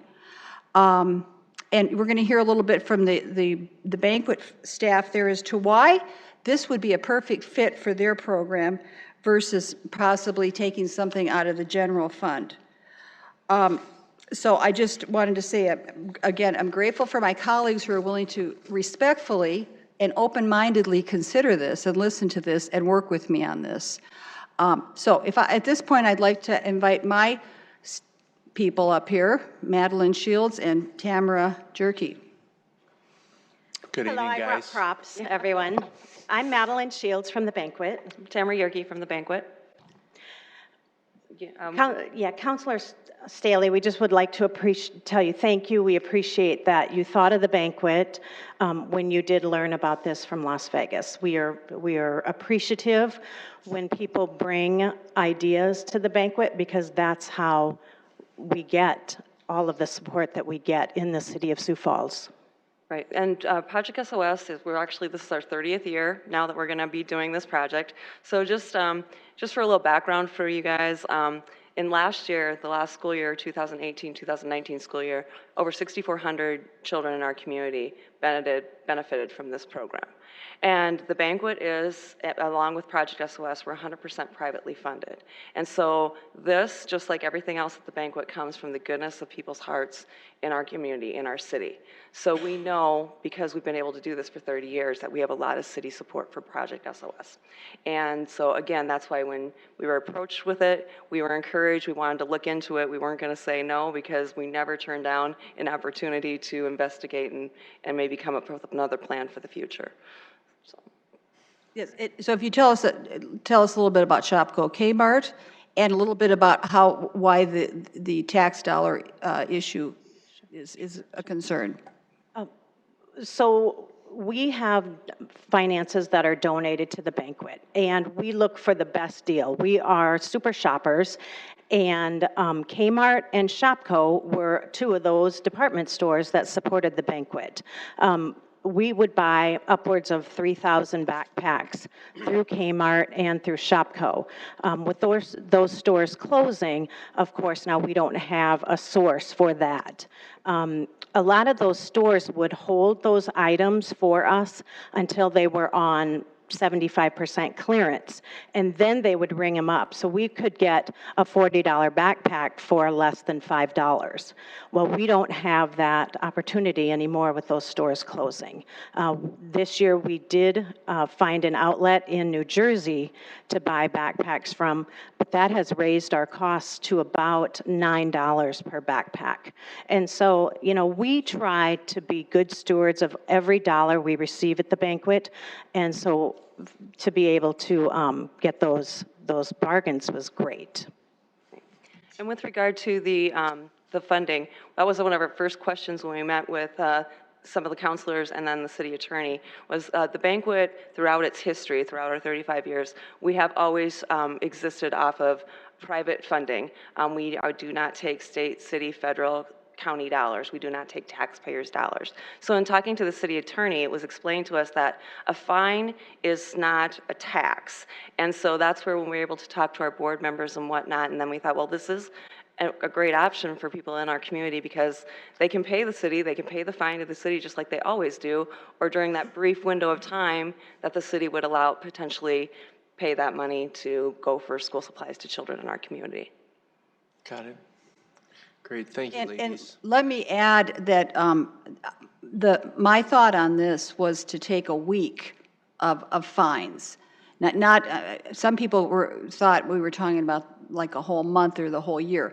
A week of fines, which could, if we were talking about $20,000 a month, a week might be $5,000. Or 2 weeks, whatever. And again, this is all in the mayor's and his administration's ball court. We're just putting this out there as a suggestion. So if the mayor would decide not to do anything, that's fine. This is a recommendation that he investigate this, that he look at it and see if it could work in any way, shape, or form for the future. Also, if we saw with the Las Vegas model, they were having people actually buy supplies. We had this discussion when we met with Erica Beck and the mayor. How does that look when people are bringing school supplies in and dropping them off in lieu of their parking ticket? So that would be a little bit hard to measure. So the idea came up, if this ever got implemented, is that people would just make a little check on their ticket. They'd say, yes, we'd like this to be given to that fund, or no, we would just like to pay the money into the parking fund. So it would be something, real simple, and yet helping to put that revenue back in, if possible. So thank you for coming forward. And thank you. And thank you for putting the call out for volunteers for our distribution, which is Saturday, August 17th. And thanks to those of you who actually are going to be there on August 17th volunteering. We're really excited. Thanks. Thank you, guys. All right, anyone from the public here to speak on this topic tonight? Come forward, please. Good evening. And thank you for allowing me to come and speak. Thank you, Teresa, for your post. I was one of those on Facebook that went, yes, great idea. I am a retired teacher from the Sioux Falls School District. What was your name, ma'am? I missed it. Pardon me? What was your name? I missed your name. I'm sorry, Julie Dreyer. Julie, great. Great to meet you. And can you And just I pull those come mics from- together a little bit so we can hear you? Just, I'm sorry. Yeah, they're kind of, like there we that? go. Yeah, that's perfect. Can you hear me now? Perfect. Yeah, thank you. Okay. I taught for 27 years in the Sioux Falls School District, and the last 5 that I taught was in a Title I school. And, you know, we see the excitement of school starting at the beginning of the year, and children are pulling things out of their backpacks and saying, look what I got to go shopping for, look what I got. And then you have those children that didn't have a backpack or hadn't very few of the supplies that they needed. I am very grateful for the giveaway that they have coming up this weekend on giving school supplies. The reality is a lot of children still come to school without the school supplies that they need, whether they didn't get there or for whatever reason. I visited with 2 of my former colleagues at the Title I school where I was at, and one of the teachers said, her comment was, any sort of equality that we can give to disadvantaged youth can have a significant impact on their educational experience. Students that come without the supplies that they need feel embarrassed, they feel different, and it can cause a lot of problems. For instance, another teacher told me today, she said, a lot of times it's led to theft of other students' property or from the teacher because they want to feel like they have what everybody else does. So they resort to stealing. I think about children coming to school in those situations. They're already worried about where are they going to get their next meal? They're going to have something at school. A lot of times they don't have the warm clothes that they need. I think about how often I bought clothing, hats, and mittens besides school supplies, and that's what teachers are doing. They're spending their own money, a significant amount, to provide supplies so that children have what they need to have this successful, meaningful experience in school. So I'm asking for your consideration, as I think this would be an excellent way of supporting. And I believe in our city, we have citizens that truly do care, especially when it comes to children and giving them an experience of success and feeling that they are worthy. So I just would thank you for that. All right, thank you. Anyone else here to speak on this topic tonight? Come forward. Good evening. Good evening, City Council and Mr. Mayor. My name is Matt Paulson, and I've been a resident of Sioux Falls for the last 10 years. I came to speak on this resolution tonight because of the important role that charitable giving and nonprofits play in our community. The social safety net in our community relies on community-funded nonprofits, including the banquet, and I'd like to thank Councilors Staley and Starr for bringing our attention to Project SOS, which, as we know, provides backpacks to students with supplies. My wife, Corrine, sitting back there, has taught at Terry Redland for 8 years, where many children of refugees and immigrants attend school. Just 33% of those students scored as proficient in reading last year, and 25% scored as proficient in math. The vast majority are part of the free and reduced lunch program. Some of these students are learning English for the first time, others come from broken homes. Making sure that these students have school supplies is the very least we can do to set them up for success in the future. I think everyone in this room recognizes the importance of Project SOS and other charities that serve needy children in our city. I do have a couple of concerns about this project, but I do think they can be addressed. I'm not 100% sure it's a wise idea to take dollars from an enterprise fund and fund a specific nonprofit. One alternative would be to put a checkbox on the city website where you can say, yes, I'll pay my $10 parking ticket, but I'd also like to donate $10 to Project SOS in addition to that. And that way we wouldn't be taking money out of the parking funds for this project. That allows us to take the, kind of achieve the same goal without impacting the parking fund. And of course, there's also the other risk that we have to think about, that other nonprofits are inevitably going to come forward and say, well, the parking fund is paying for Project SOS. Can it also pay for my nonprofit as well? There are a lot of generous people in our community that will gladly buy school supplies for children. And we just really need to remind them that need exists. And Councilor Staley and Starr have done that by bringing this resolution forward. When needs arise in our community and nonprofits identify a way to meet that need, our businesses and our community members have shown over and over again that they're willing to give.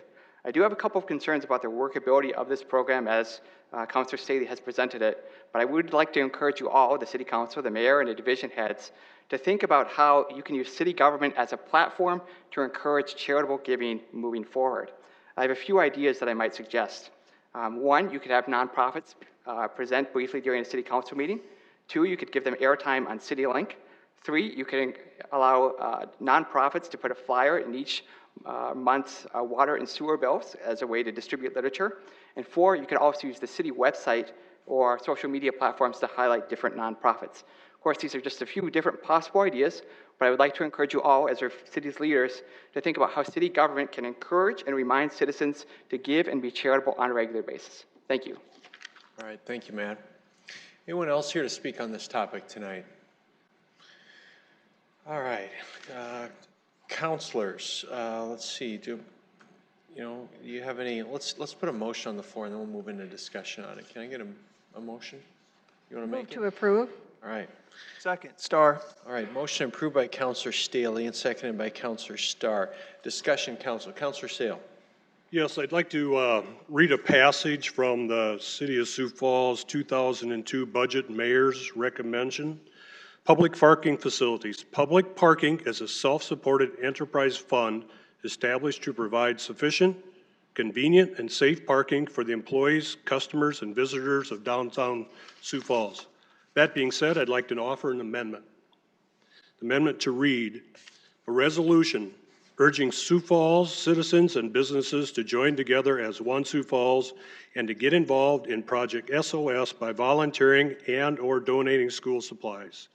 Whereas the Banquets Project Supply Our Students, better known as Project SOS, has been part of the Sioux Falls community for over 30 years, and whereas more than 6,000 new backpacks were distributed during the previous school year, and whereas the program is intended to help local families with limited resources get everything they need to go back to school, and whereas Project SOS is one of many vital non-governmental programs intended to help the least fortunate in our community, whereas the City Council thanks Mayor Paul Tenhaken's call to city employees to volunteer on Saturday, August 17, 2019, at the Whittier Middle School Supply Distribution event. Now, therefore, be it resolved by the City of Sioux Falls that the City Council urges the citizens of Sioux Falls businesses to join together as one Sioux Falls and get involved in Project SOS by volunteering and donating school supplies. Second, Erickson. Subject. All right, so that's an amended motion by, amendment by Councilor Sale and seconded by Councilor Erickson. Mr. Mayor. Councilor Sale, you want to discuss that? I believe that it is a good, worthwhile project, but we have a fiduciary duty to the citizens of Sioux Falls. Parking funds as an enterprise unit are made to fund parking, period. It's an enterprise fund. So the fees that are paid by people, you cannot spend the same dollar twice. And I know it sounds cold-hearted, but we have to look at what we're supposed to do as counselors, and that's protect the citizens of Sioux Falls, the taxpayers, and make sure the money is spent the way it was designed to be spent. That is my statement.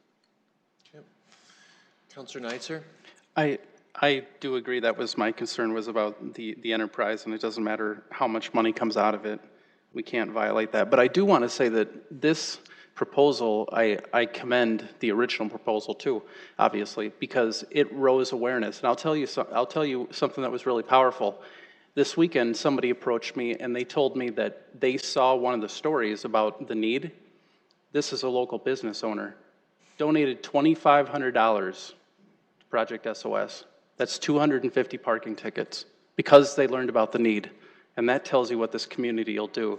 You let them know about the need, you raise it up, and people will come out of the woodwork. And I'm sure there's a lot more people that are doing the same thing. So I think this is a good thing in raising that awareness. And it shows that really the platform that we have where we can raise these things up and the power that we can do without even a government program. Councillor Staley. Well, first of all, if Las Vegas can do it, we can. If Las Vegas can create a triage center, we can. But I've got a concern that this, I appreciate your amendment here, but I think it's changed the whole body of my my resolution. I think maybe this needs to be noticed. You've taken it in a whole different direction. Councilor Brecky, would you? I think it's a question for the city Yeah, attorney, because because it changed the entire subject matter. It's a substitute resolution, it's not an amendment. I think this needs to be noticed. This needs to go on a separate vote. Stacy, do you have a? It is one I've not had a chance to review, and so in that respect, I'd like to take a little time to look at that and research to see how substantively it changes. I think there is an argument for that. Again, when you look at the recommendation, well, I mean, even as I look at this, recommending that the city investigate a pilot program, so we have another recommendation to investigate from that perspective, again, first blush, I don't believe that, since they're both resolutions are calling for an investigation, I don't think that there's a substantive component to this. Obviously, if neither pass, there's no bar on either being investigated. So I don't think substantively there's a concern, just again, as I read it, that an investigation would be a substantive change. Okay. Other discussion amongst the council? Mr. Mayor, I'd move Councilor to Starr? appeal your decision. Appeal my decision? Yes, because you had made a ruling that this was in order and didn't need to be noticed then. Second. I don't know, do I vote on appeals? Well, I don't know how that process works. I'm looking at Tom Greco. Tom, can you come forward, please?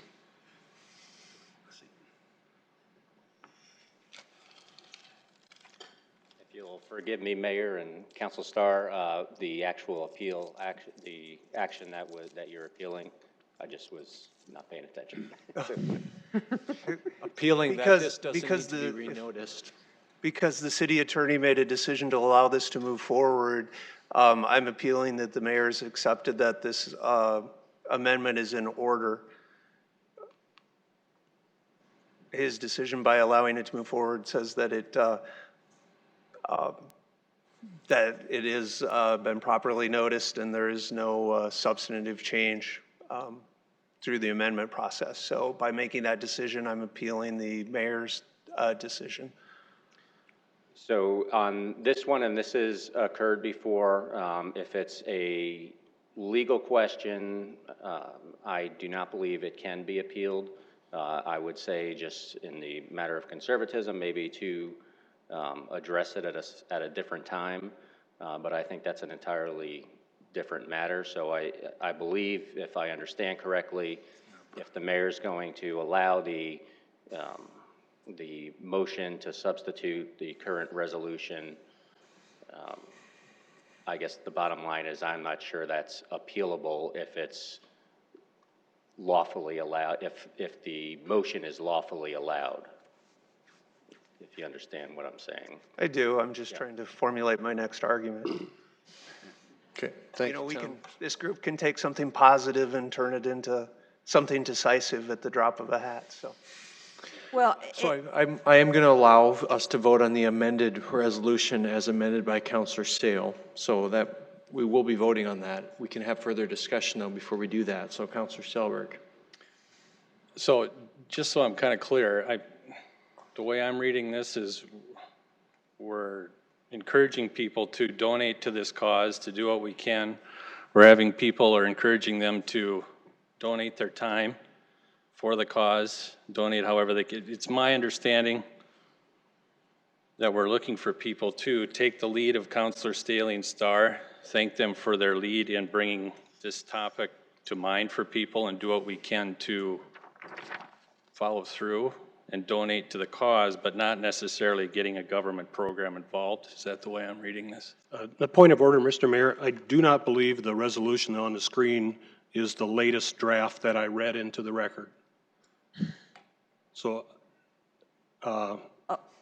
Jim, is that correct? I think you pulled that out of Sire there. The only difference is the title. The body of the resolution should be the same. So I have a question, since this is my, so at what point? I'll call on you in a second, Counselor Staley. Is that correct, Counselor Staley? we take it. Okay, thank you. Counselor Staley. Well, I mean, legally, I guess we need to define for our citizens how much we allow someone to take a piece of legislation and totally gut it, and totally gut the instead of voting on it. I mean, I'd be very appreciative if you would just vote my recommendation down, my resolution down, instead of taking it, because my resolution was an action asking this to move forward.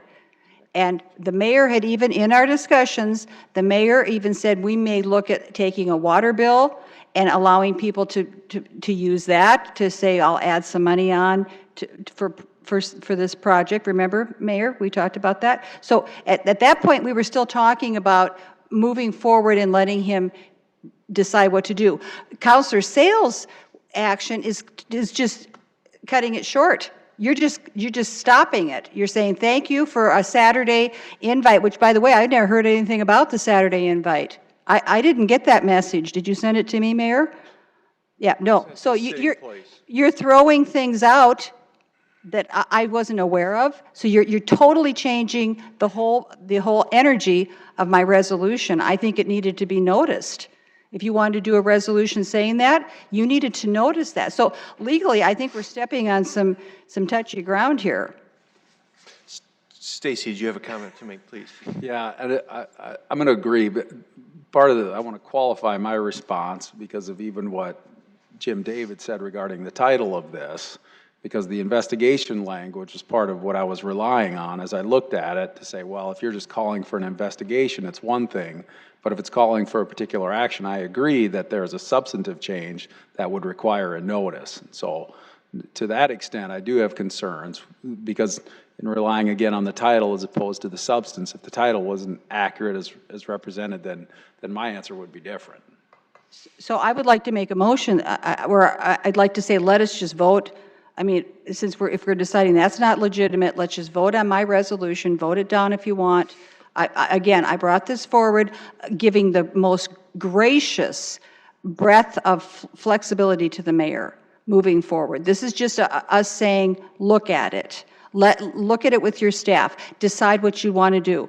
But instead, Councilor Sale is he's just cutting it off. He's just stamping it down, annihilating my efforts, in essence.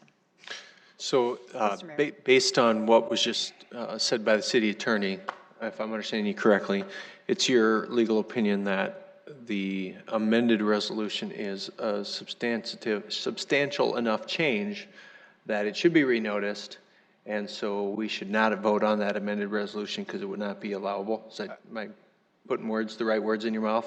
You're correct. Okay. And again, it boils down to, at some point, when you're looking at, a resolution recommending an investigation as opposed to a substantive action, and not having had the benefit of reviewing that, that was a concern. Got it.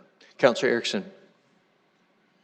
Could be delayed, but that defeats the purpose of the volunteers. And I know the word decisive or divisive was brought up. This is positive. This is great that this was brought forward. It's just we disagree in the way that we get there. I know you mentioned water bill. Doesn't say anything about water bills in here. It only says parking. And the fact that this has been highlighted, I have a check sitting here. I'm happy to give you, Madeline. I'm excited about giving to a project that I've never given to. So many people are, and as I've talked about what's being brought forward, people are writing out checks left and right. Isn't that what this is about? Isn't that about what we want, is people to give versus saying, everything's just thrown out the water? This is positive. This is us uniting around one thing. And while it was brought up today, none of us saw anything else until it was released at the last minute in a 12 a.m. email that we didn't get until the next morning. So this is positive. This is an amazing organization that does great things for the most vulnerable in our community that would not have been highlighted had you and you not brought something forward. That's what this is about. And I'm so frustrated that all of a sudden it just goes down the tubes. When I say am not finished. let's vote on the I am not resolution. finished. Counselor Staley, let Counselor I am not Erickson. finished. I am frustrated that we cannot highlight these nonprofits that do so much for our community that we don't want to spend taxpayer dollars on. People, some do, some don't. So, hey, let's find a way that we were elected. We have so many, if each of us were to rally around this with our different circles and groups of people, I mean, Counselor Neitzer said he knew somebody $2,500. That's mind-blowing to me. All of us could band together. All of us could volunteer. This is what it's about. This is about rallying together, bringing an amazing program, and giving the most vulnerable kids the most basic items to be successful in our community. Pencils, paper, you name it. That's what this is about. And again, this wouldn't have happened had it not been brought forward. Counselor Staley, did you have? No, what I'm saying is, let's vote on the resolution. Let's vote on it, the resolution. Counselor Sale.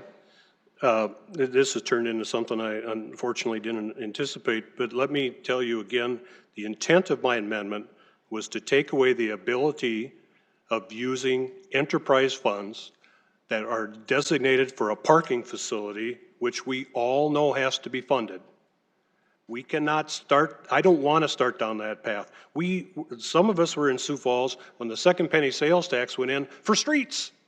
And the next thing you know, we're building libraries and fire stations and everything. So that all of a sudden 100% of that was gone. It went down to 63%. A lot of us sat around years ago when it was promised by the state that, hey, we're going to have video lottery and it's going to pay for our schools. That didn't happen.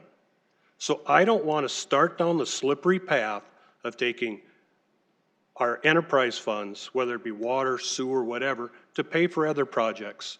Let's keep them in their lane. That is my intent behind this. It's not to take away anything from Project SOS, but it's just to make sure we stay in the lane. We have a fiduciary responsibility as city councilmen and women to make sure that the money is spent correctly. That's what the intent of my amendment. Stacy. Yeah, Counselor, I just want to address that because, of course, these come through as an agenda approval form through my office. And the breadth of the resolution, as Counselor Staley described, is not one that would, if passed, I just say this for purposes of clarification, it's not one that would commit or affect those dollars. It's recommending an investigation. You know, there's an option on the part of the administration whether to accept that recommendation, but at some point there would be other layers prior to that commitment. And so, and when you talk about Las Vegas is in a different state than we are. We have different state laws, different codes, that type of thing. So this resolution is one, and I understand the amendment and the purpose of it. I just want to make sure so the public understands this is not a resolution that would make that commitment if passed. So I'm Counselor Neitzer.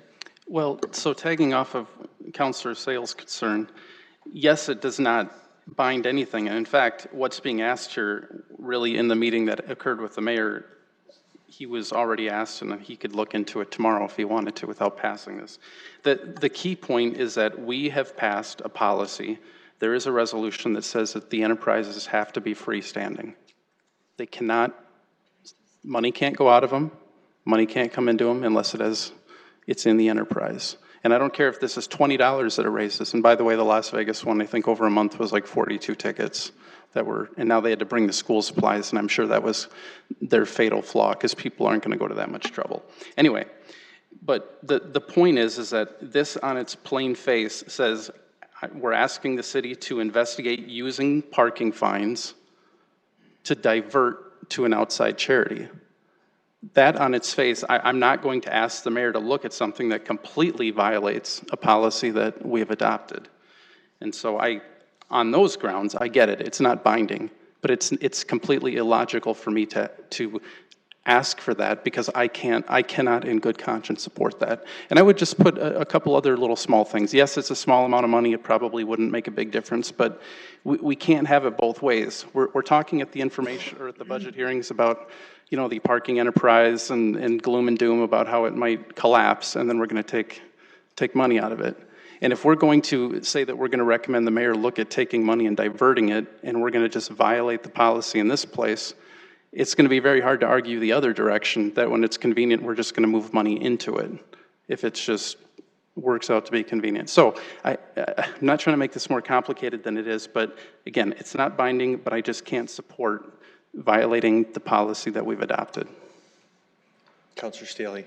And I get that. You don't want to support it. That's why we're voting on the resolution. That's why I brought it forth. But I will say that we heard today that, and since Councilor Sale brought up the parking ramp, he opened the door there. We got a parking ramp situation, so the citizens know that we're going to be paying like over $1 million a year in bond Staley, payments. I think we need to keep this. I understand, but this we're bringing this up about how tight everything is, and we're in jeopardy. We're so tight with that parking ramp that we can't even look at anything, any other options. And by the way, if this would be implemented, it would be, we were looking at having an ordinance that would allow that that enterprise fund to be used. And I guess, speaking of enterprise funds, I think we should be using the second penny to help with the enterprise fund. We should be using the second penny to help pay, you know, for our sewer system that's going to be Again, 260 unrelated to the million. resolution, so I want to I keep understand, it germane to the but- topic. So what I'd like to propose here to keep this moving. I'd like to propose that we vote on the resolution.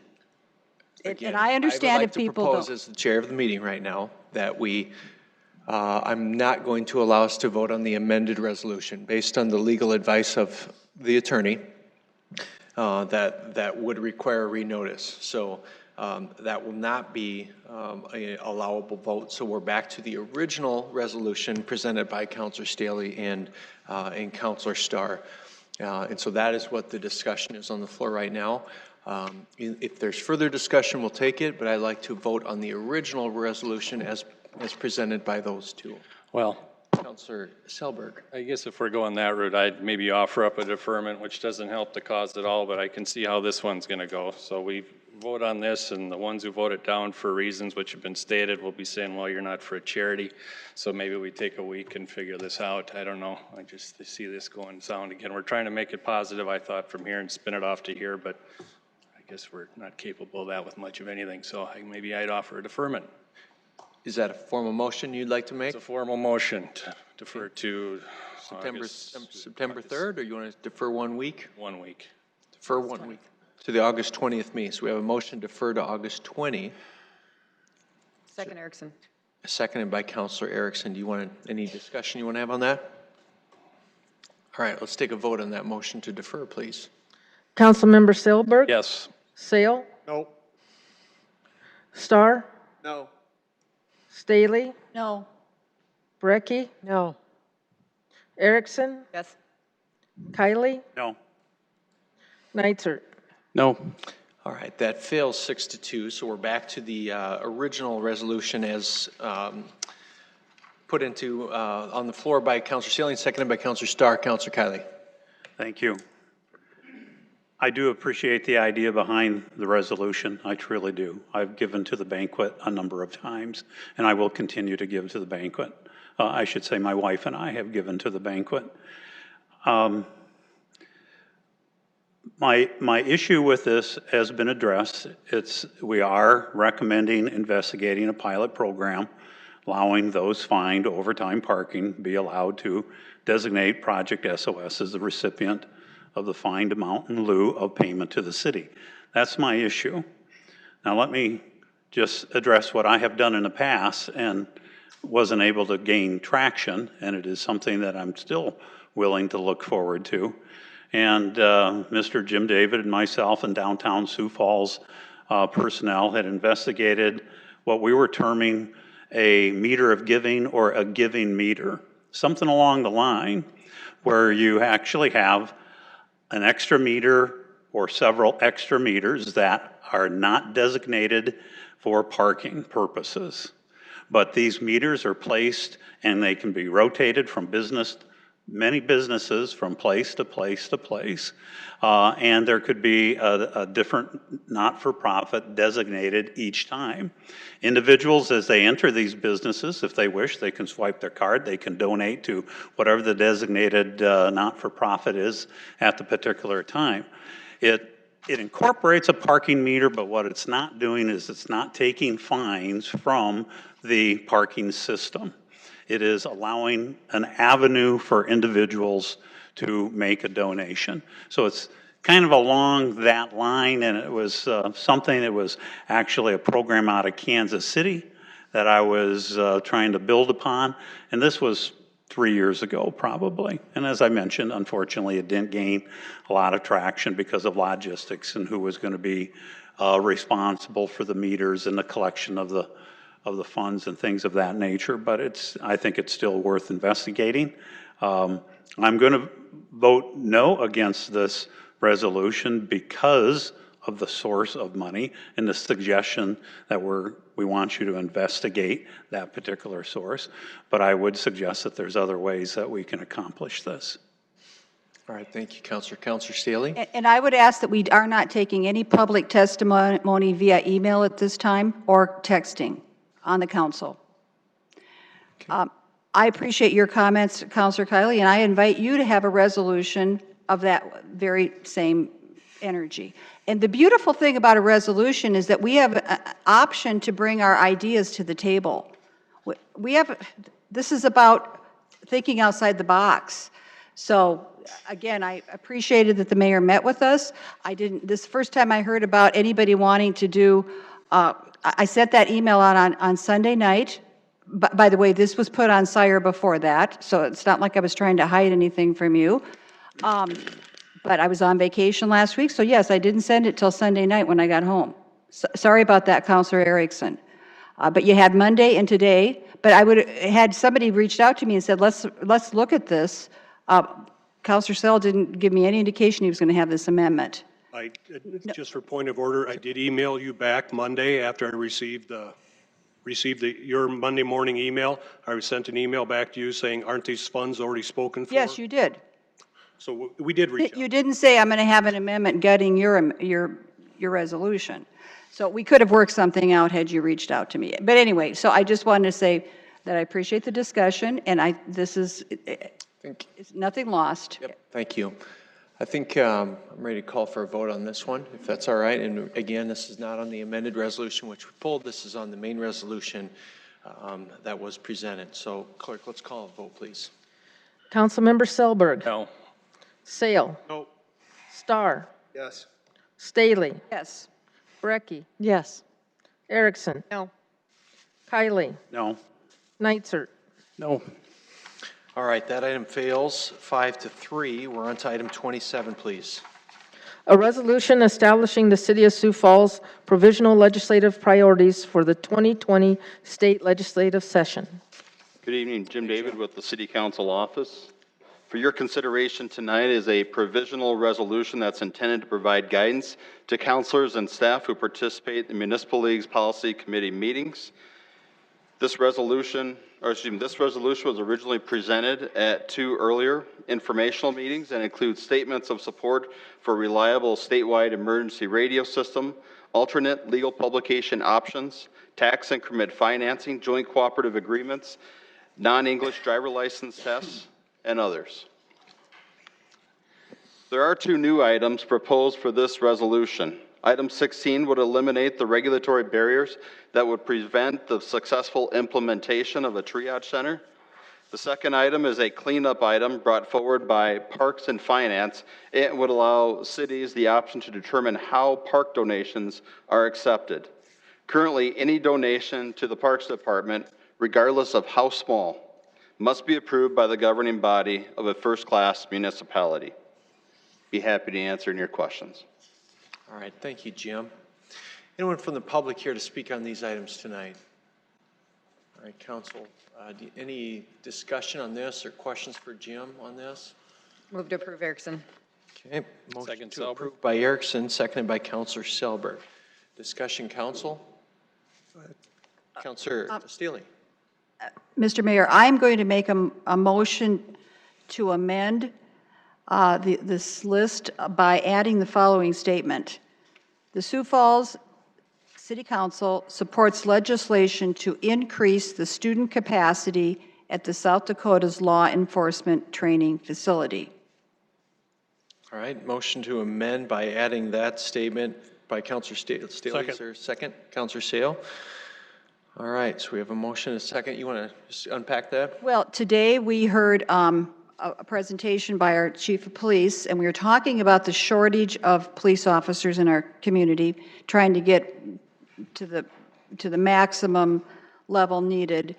And he indicated, from my recollection here, that we are only able to get 4 officers through the training at a time, and that they're only offering 3 sessions a year through the state.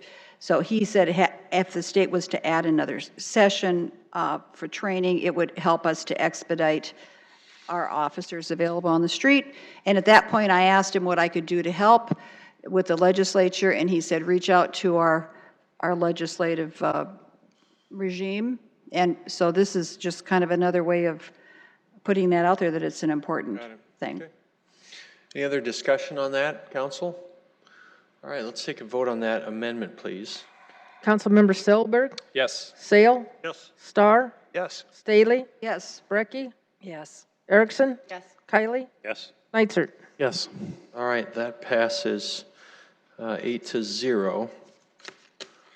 And we just voted on the amended main motion, correct? Just the amendment. Just the amendment. So now we're to the amended main motion. All right. Mr. Mayor? Yeah, Counselor Starr. Yes, I would move to add item 19, and it would be the city council supports legislation to expand the number of video lottery machines per location from 10 to 25 per license. Okay. Motion by Counselor Starr on that. Is there a second on that? All right, that fails for lack of a second. So we're back to the amended main motion. Any other discussion? Sorry, I would second it. And if I can't, I will go back and restate it for him, but I second it. Can we make the same amendment again? Could, but. Okay. I'm going to move on to the next one. So do you want to reintroduce that amendment? I would move item, it would also be 19. The city council supports legislation to legalize the growth, production, and processing of industrial hemp in South Dakota.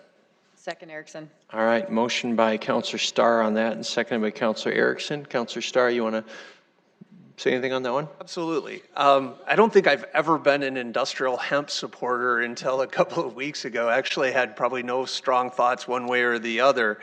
But a couple of weeks ago, the Sioux Falls Development Foundation started a new program where we've been, and I might as well use their words because I'll butcher my own probably, but basically their tweet the other day said that the Sioux Falls Development Foundation is introducing our newest program, Development Connections. This program's designed to connect policymakers at the local, state, and federal level with existing Sioux Falls area businesses to highlight the expansion opportunities through legislative and policy actions. Part of the process was through the Development Foundation invited us for a tour of Glambia Nutraceuticals here in Sioux Falls. As part of the tour, the company showed us that after the GBC oil has been pressed from the industrial hemp, leaves a cake product that's remaining that is 40% plus protein. That has the potential to be used in anything from protein bars, thickening agents in smoothies, high protein diet drinks, and there's a considerable market for it. So with the expansion opportunities and looking for things to highlight Sioux Falls businesses, I think this is something that really drove home to me the importance of industrial hemp in our state, and I think that we should advocate for our local businesses that do this. They primarily process flaxseed now, and flax is in the 20% protein. So you get almost double the protein level from a product that's very inexpensive that contributes to nutrition. There is no THC that's left in the product, or it's at a very, very microscopic level that's left. The product is licensed, and as the cake, part of it is moved around the country as it would come here to be processed and then shipped out again. So the process is available, and the licensing, I guess, would be one way to look at it to move forward. So I think this is something that we can do to promote business, a business that's very active in our community and a good employer. Okay, thanks, Counselor Starr. Any other discussion on that one? Counselor Neitzer? I fully support that. I'm just, this is the second year in a row we're just throwing things at the wall at the last minute, and I wish, I'm not sure why we have a process to develop these priorities, and we just all just start piling on at the end. I wish it was just a little more organized. Counselor Kiley? Well, my point, and it's, I'm not, this isn't meant to express approval or disapproval to any of the amendments that have been suggested, but it goes back to what we discussed just previously. How much can we change this without it being publicly noticed before we should defer this? And that question goes to our city attorney. Because now we've suggested adding two things, well, three. One died for lack of second, even though there was a chance to bring it back. But, I mean, they haven't been publicly noticed at all. So, question, city attorney. From a due process and a notice point of view, I do have that concern as the one Counselor Neitzer added as well, which is for these to be tacked on at the end. And they're substantive ones that, you know, I'd have to research where we are historically and from a precedent point of view, but I do have concerns that amendments are being offered that evidently weren't generated this evening or aren't modifying something else that exists, but is a new topic. I would suggest that we defer this for a week, the entire item. Is that a motion? Yes. I would second that. But however, I am also going to reference last year, Counselor Starr, how many did you add last year, Counselor Starr? 4 of them? The chamber came out with things that they wanted, so we put on things, a bunch of stuff. So maybe you're going to have to make a determination as to how many is too many as far as these things. Mm-hmm. We're not taking away from the body of what was already there. Okay. Mr. Mayor. So, Counselor Erickson. I could suggest that we vote on the amendments and then defer it 1 week so it is publicly noticed and we vote on the 20th. So if that last motion can be rescinded, it would go back to the Starr amendment, we'd vote on it, we'd have amended main motion, which we would defer 1 week and allow it to be posted. We do have a process in place and we do have a subcommittee that meets. Councilor Brecky and myself are on it. Counselor Kiley. It's late in the night, I'm sorry. He sat in for one of the meetings as well as Counselor Brecky and myself couldn't make it. But there is a process. I know some things do get added on from time to time, but maybe it just needs to be added on SIRE beforehand, so it's not just.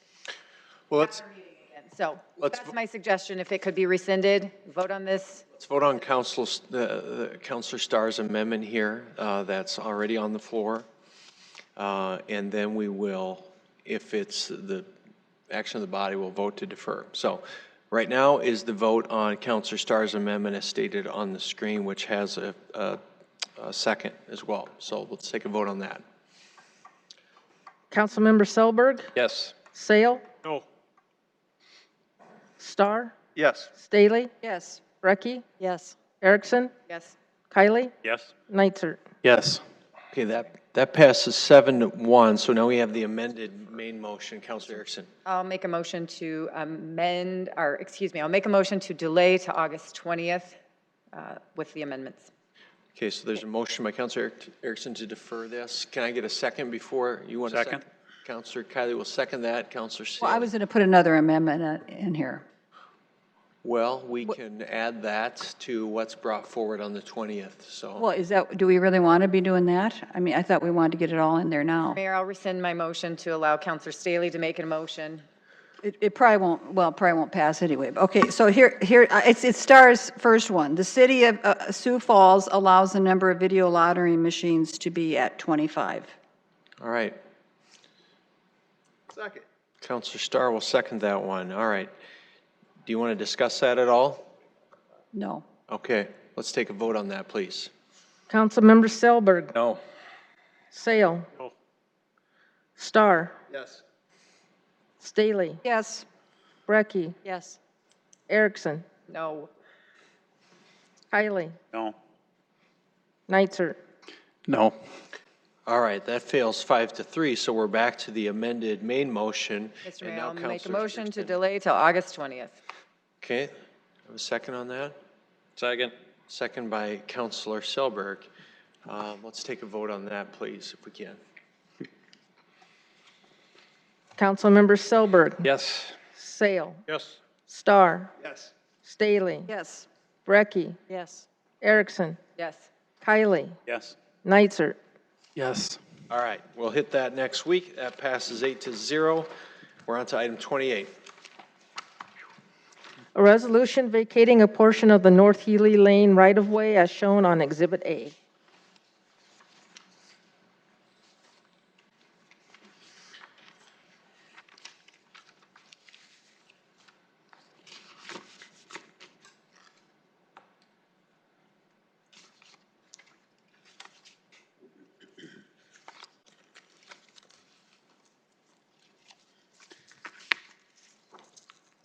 There we go.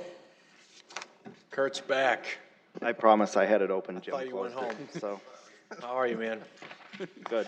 All right. Throw Jim under the bus. Kurt Peppel, Public Works Engineering. This one's, go back a little. This needs to be passed.